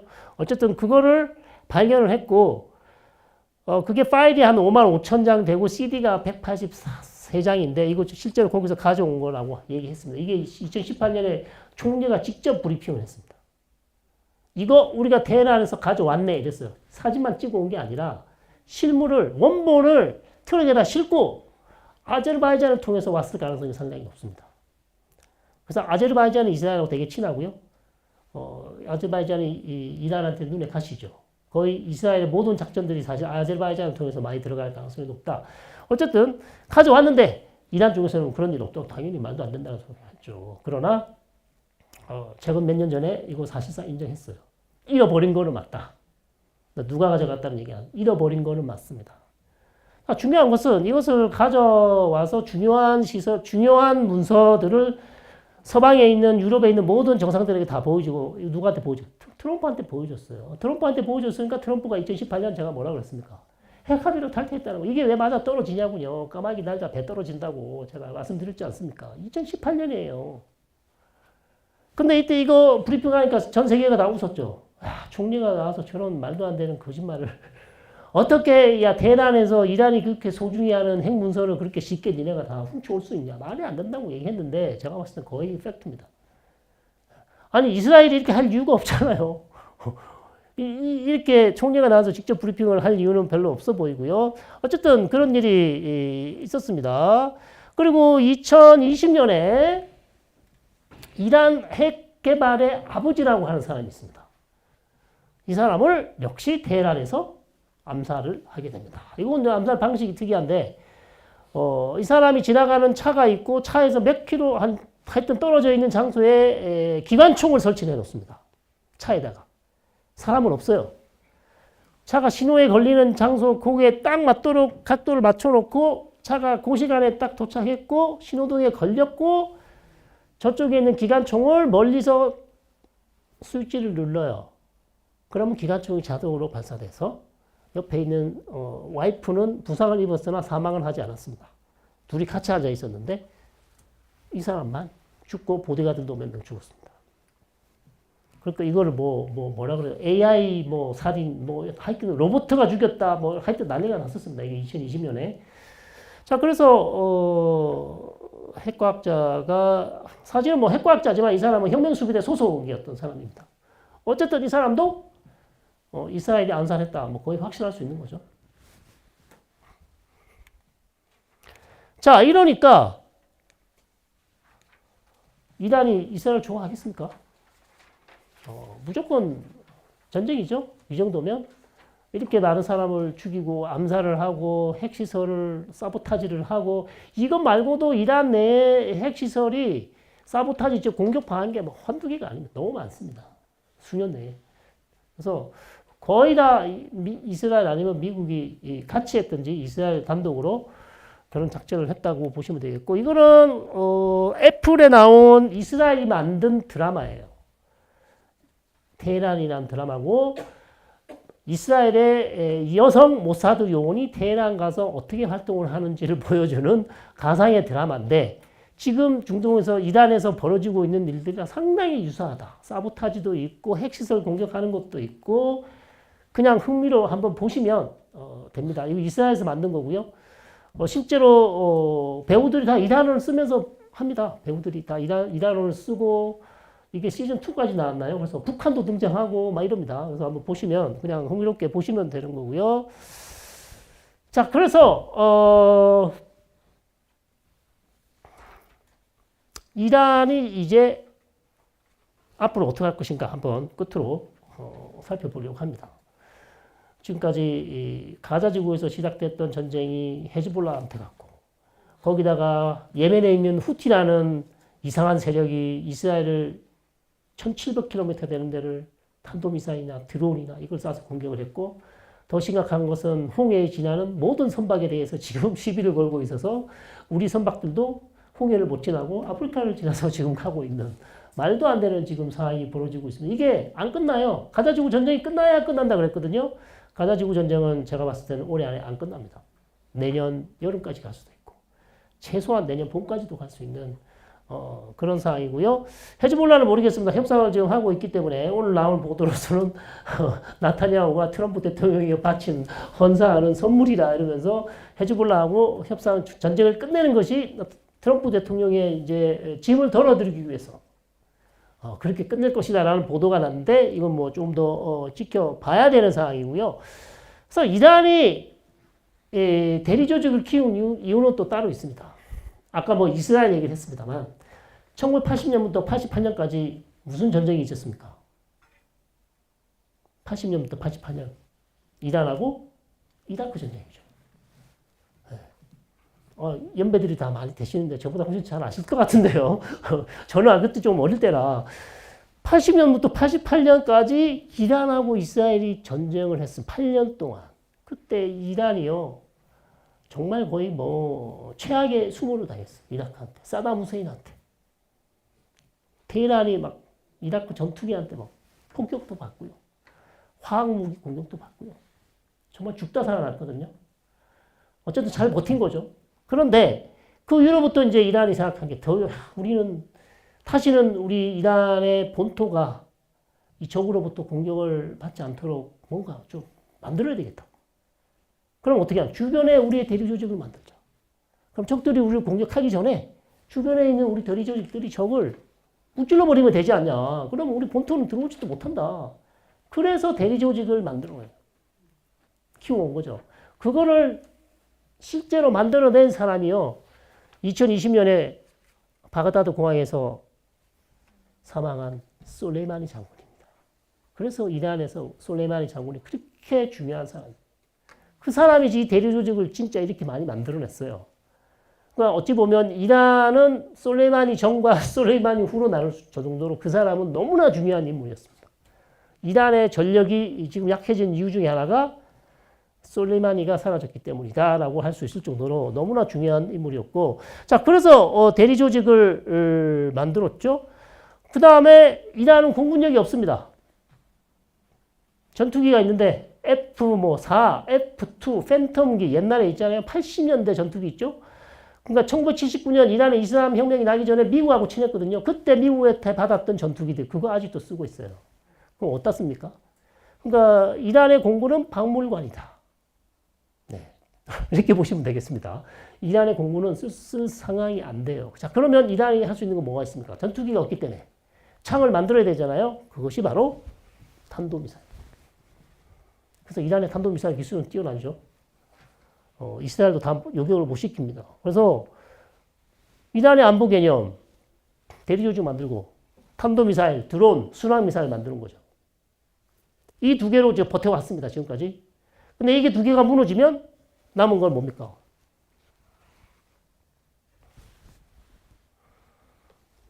결정만 하면 돼요. 네. 모든 게 준비되어 있어요. 핵시설 많이 있죠. 농축 우라늄 이미 60% 이상 농축한 거 많이 가지고 있습니다. 물질. 뭐 마음만 딱 바꾸면 언제든지 갈 수 있는데 이란으로서는 안 하는 이유가 있죠. 저거 하면 득보다 실이 많다. NPT 가입해 있죠. 국제사회에 압박 완전 들어오죠. 경제 제재 더 강해질 텐데 저거 해서 얻는 것도 없는데 굳이 핵을 만들 이유. 요 정도가 딱 좋아요. 핵 카드로 그냥 핵 카드로 딱 가지고 있다가 미국 협박할 때 쓰고 그다음 또 뭐 이스라엘 얘기가 또 쓰고 카드로 쓰기에 좋은 지금 딱 좋은 요 시기 핵무기를 안 만드는 게 훨씬 이란한테 유리합니다. 그리고 최근에 이제 이란이 10월 26일 날 이스라엘이 이란에 20곳을 때렸습니다. 거기에 대해서 이란이 다시 보복한다 그러는데 어저께 나온 뉴스는 보복을 미루겠다. 왜? 트럼프가 됐으니까. 네. 트럼프가 됐잖아요. 트럼프 예측 불가 트럼프가 됐어. 얘가 무슨 짓을 할 줄 몰라. 그래서 뭐라고 했냐면 트럼프하고 핵 협상을 하기 전까지는 우리가 이스라엘에 대한 제3차 보복 공격을 미루겠다 했습니다. 그래서 또 중요한 이유 중에 하나가 10월 26일 날 이스라엘이 이란을 공격했는데 거의 방공망이 다 무너졌어요. 이란의 방공망은 러시아에서 준 S-300이 있거든요. S-300이 한 4대가 있었다는데 지금 이번에 공격해서 뭐 3개를 거의 다 부셨다. 그런 얘기가 나오고 있고 1년 전부터 한 얘기는 S-400까지 받았다는 얘기가 나오고 있는데 확인은 모르겠습니다. 훨씬 더 S-300보다 훨씬 좋은 S-400을 받았다는 얘기가 나오는데 모르겠고요. 자, 그래서 지금은 이스라엘이 들어가면요. 방공망이 거의 없는 상황이에요. 이란에. 훨씬 공격하기 쉽다는 겁니다. 그러면 어디 때리겠습니까? 이스라엘이 원하는 거는 정유시설도 때리고 핵시설도 때리고. 그럼 이란으로서는 지금 괜히 이스라엘을 보복해봤자 얻는 것보다 실이 더 많아요. 왜? 이란은 아무리 탄도미사일 쏴도 미국이 도와주는 사드로 다 막아서 피해도 별로 없어요. 이스라엘은. 지금 300발의 탄도미사일 맞았지만 이스라엘의 공군기지가 많이 부서지긴 했습니다. 근데 인명피해 거의 없죠. 재산피해 별로 없습니다. 그거 여러분 그냥 뉴스로 남의 일이니까 아유 뭐 잘 막았네. 잘 쏘고 잘 막았네. 아유 쟤네들 잘한다. 기술 좋네. 300기의 탄도미사일을 그 정도로 막아내는 건요. 쉽지 않습니다. 탄도미사일 하나에 핵이 아니고 탄두가 큰 거는 1톤짜리까지 달릴 수 있어요. 작은 거는 500km, 700km. 그러면 미사일 길이가 여기서부터 한 여기까지 장난 아닙니다. 저기서 여기까지 돼요. 탄도미사일이. 그 어마어마한 게 한 300개가 날아왔다고 생각해 보십시오. 그거를 거의 뭐 90% 요격을 했다는 얘기거든요. 다 맞추지는 못했어요. 그게 말은 쉽지만 정말 쉽지 않은 겁니다. 쉽지 않은 거고 더군다나 이란이 탄도미사일이 뭐 극초음속 얘기 나오고 있잖아. 뭐 속도가 너무 빨라가지고 쏘면 한 14분이면 도착합니다. 이란에서 쏘면 13분 내지 14분. 네.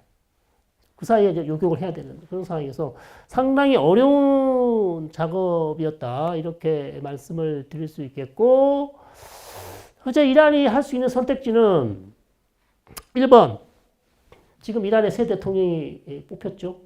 마수드 페제스키안. 대통령이 교수 출신이고요. 화학과 교수인가요? 개혁, 개방. 미국하고 핵 협상을 새로 해서 경제 제재 풀겠다. 똑똑한 대통령이에요. 우리가 지금 제일 중요한 거는 이란 국민들 좀 먹여 살려야 된다. 지금 경제가 이렇게 엉망인데 뭘 자꾸 전쟁을 하고 뭐 대리 조직을 도와주고 다 쓸데없는 짓이야. 무조건 우리는 친서방, 실제로 이란은 지금 중국하고 러시아하고 친하지만 이란은 그쪽 관심 없어요. 서방하고 못하니까 지금 글로 간 거지 러시아 안 좋아합니다.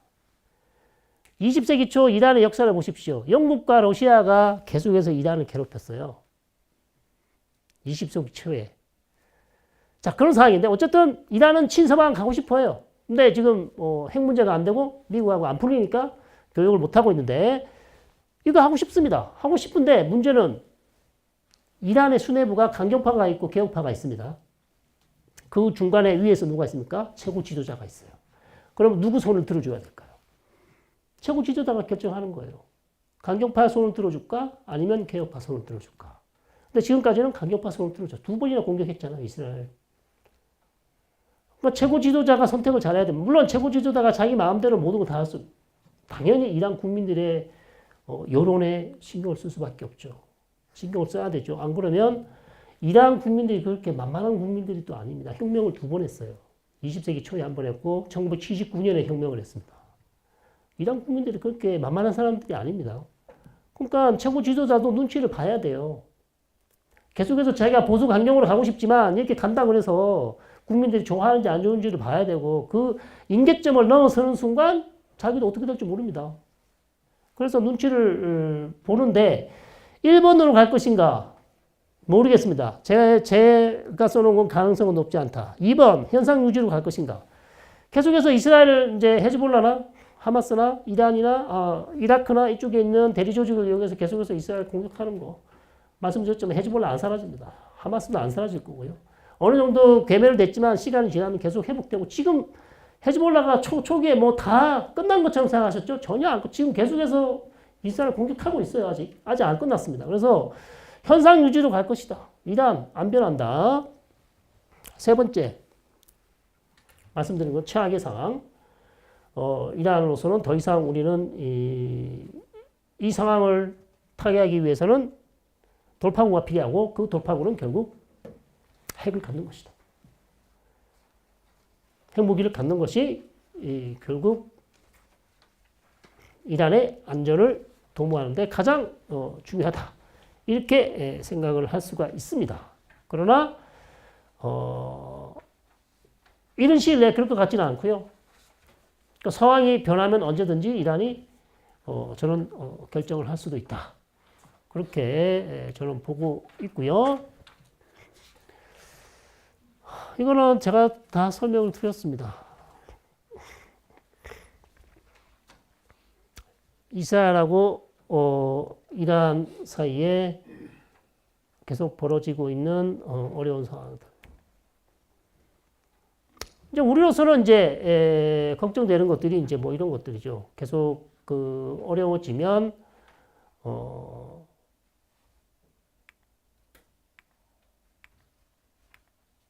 이런 거죠. 경제적으로 어떻게 될 것인가.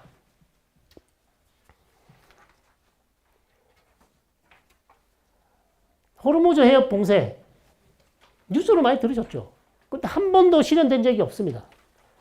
그래서 제가 어느 우리 공무원분들하고 회의를 하는데 교수님들 그 호르무즈 해협 좀 그만 좀 얘기하세요. 왜요? 아니 그 한 번도 된 적이 없는데 왜 자꾸 최악의 상황을 얘기를 해가지고 우리를 곤란하게 만드시냐. 우리가 이거 얘기 나오면 우리 준비를 해야 되고. 맞습니다. 맞는 말씀은 맞는데 알 수가 없잖아요. 네. 그래서 이란이 이 호르무즈 해협을 막으면 사실 전 세계적으로 큰 어려움이 있습니다. 특히 우리는 중동 지역에서 석유와 가스를 계속해서 수입을 해야 되기 때문에 어려운 상황이 있는 거고요. 그 다음에 중동의 전쟁이 장기화되면 우리 국제 유가 상승되고 공급망 제한으로 소비자 물가 상승할 수밖에 없고 지금 홍해 못 지나갑니다. 그리고 석유 관련 사업들이 계속해서 이제 어려움을 겪을 수 있고 그 다음에 중동 불안으로 사우디의 네옴시티라든지 지금 잘 안 돼요. 또 유가가 지금은 많이 안 올라가죠. 전쟁이 하도 길어지니까. 내성이 생겼어요. 그러나 상황이 더 악화된다. 예를 들어서 미국하고 이란하고 막 전면전이 난다든지 호르무즈 해협을 막는다든지 이런 일이 나면 이거는 유가가 팍 올라갈 가능성이 높죠. 그래서 그게 이제 가장 안 좋은 것이고 실제로 유가가 안 올라가면요. 우리 이제 자동차를 이용하시는 분들은 좋다고 하시겠지만 플랜트나 사업을 하시는 분들은 안 좋아요. 왜? 유가가 안 올라가면 사우디가 돈이 없잖아요. 돈이 없으면 플랜트 그걸 안 해요. 사업을 안 해요. 돈이 없기 때문에. 본인들이 돈이 없기 때문에. 그리고 네옴시티 같은 것도 지금 사우디 문제 계속 나오잖아요. 사우디 네옴시티 신규류인가 거짓말인가 진짜 짓는 거야 못 짓는 거야 말도 안 이런 얘기 계속 나옵니다. 이게 유가가 떨어지면 사우디는 계속 힘들어져요. 경제가. 그래서 사우디 경제를 유지하기 위해서는 적정 유가 그게 이제 균형 유가가 있는데 그게 최소 95불 100불까지는 돼야 돼요. 그렇게 해야 사우디 경제가 조금 탄력을 받아서 나갈 수 있습니다. 근데 지금 80불 이렇게 되면 역시 사우디나 UAE나 다른 국가들도 경제는 되게 쉽지 않습니다. 그리고 이제 이스라엘하고 아랍 국가들 전쟁을 안 하지만 아랍 국가들은 이스라엘하고 비즈니스 하는 사람들 안 좋아할 수 있죠. 그래서 한국이 이스라엘하고 계속 비즈니스 한다 그러면 아랍 국가에서 문제 삼을 수는 있습니다. 옛날보다는 그렇게 심하지는 않습니다만 여전히 그런 문제들이 있는 것이고요. 그래서 이게 이제 블룸버그에서 나온 시나리오인데 1번, 2번은 이미 끝났고 이미 시작이 됐고 3번까지도 이미 다 끝났어요. 이게 작년에 나온 거거든요. 이게 돌이켜보면, 복귀해보면 되게 놀랍습니다. 최악의 시나리오가 지금 이거라 그랬잖아요. 이미 지났어요. 최악의 시나리오가. 이란하고 이스라엘하고 벌써 직접 공격을 2번 했잖아요. 놀라우시죠? 처음에 이걸 만들 때는, 최악의 이 정도는 가겠지 생각을 했었는데, 이미 여기를 지났어요. 여기를 지났고, 지금 마지막 남은 걸 뭐냐면, 미국하고 이란하고 전면전하는 미국하고 이란하고 혹시 막 치고받고 미국이 이란을 때리면 어떻게 되냐는 거예요. 이게 이제 제일 최악의 시나리오가 됐습니다. 이거는 벌써 다 끝났어요. 그러니까 여러분 중동이 얼마나 급박하게 변한지 아시겠죠? 별일이 없었던 것 같지만 별별 일이 다 있었습니다. 사실 별별 일이 다 있었고요. 사실 여기에서 나오는 건 이미 다 지났죠. 벌써. 그 정도로 우리가 예측하기 힘든 방향으로 가고 있습니다. 모든 국제 정세가 한 번도 가보지 않은 길을 가지만 중동도 지금 한 번도 가보지 않은 길을 지금 가고 있어요. 전혀 예상과 다르게 제가 작년에 전쟁 빨리 끝났다 그래가지고요. 지금 엄청나게 욕을 먹고 있잖아요. 가자지구 전쟁 확전 별로 안 될 것이다. 확전된다면 헤즈볼라나 이란이나 되고 그렇게 오래 못 갈 것이다 했다가 1년이 지났어요. 작년에 처음에 물어본 사람이 저한테 뭐라 그런지 아십니까? 전부 다, 지금 우크라이나 전쟁처럼 되는 거 아닙니까? 전부 다 그렇게 다 물어봤잖아요. 우리가 뭐라 그랬을까요? 절대 아닙니다. 중동은 우크라이나가 아닙니다. 그랬다가 지금 완전히 이렇게 된 거 아닙니까? 지금. 힘듭니다. 결국, 호르무즈 해협, 세계 경제의 파장은 아직까지는 크지 않으나 상황이 끝날 때까지는 끝난 게 아닙니다. 여러분.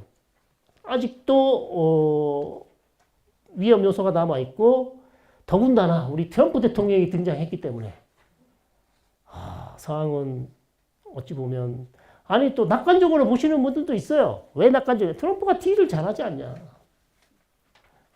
협상 잘하고 그리고 본인이 선거 기간 중에 야, 반드시 전쟁 끝내겠다. 그리고 뭐 돈 드는 거 싫어하고 비용 드는 거 싫어하잖아요. 전쟁에 비용 많이 듭니다. 이스라엘 전쟁 계속 안 하면 미국이 무기를 계속 대줘야 되는데 그것도 다 돈이잖아요. 이렇게 싫어하는 사람이 전쟁 하겠냐? 안 할 거야. 우크라이나 전쟁 끝낼 거야. 가봐야 알죠. 어떻게 합니까? 모릅니다. 예. 트럼프 설명드렸습니다. 거래주의, 미국 경제에 도움이 되는 정책. 당연히 이렇게 할 것이라고 보고요. 이란 문제 풀어야 되는데 어떤 방식으로 풀 것인가?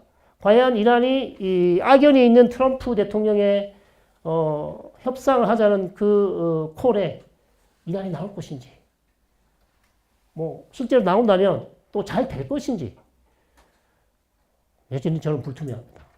왜냐하면 핵 협상도 또 그 디테일을 들어가면 까다로운 게 많거든요. 핵 협상만 하자는 게 아니고 이스라엘 쪽에서는 탄도미사일 제한도 하자. 이란 탄도미사일 제한하자. 그 다음에 이란이 대리 조직도 지원하지 못하도록 하자. 이런 거 다 넣자고 해요. 나타냐후가. 그렇게 하면 이란이 받겠어요? 절대 안 받죠.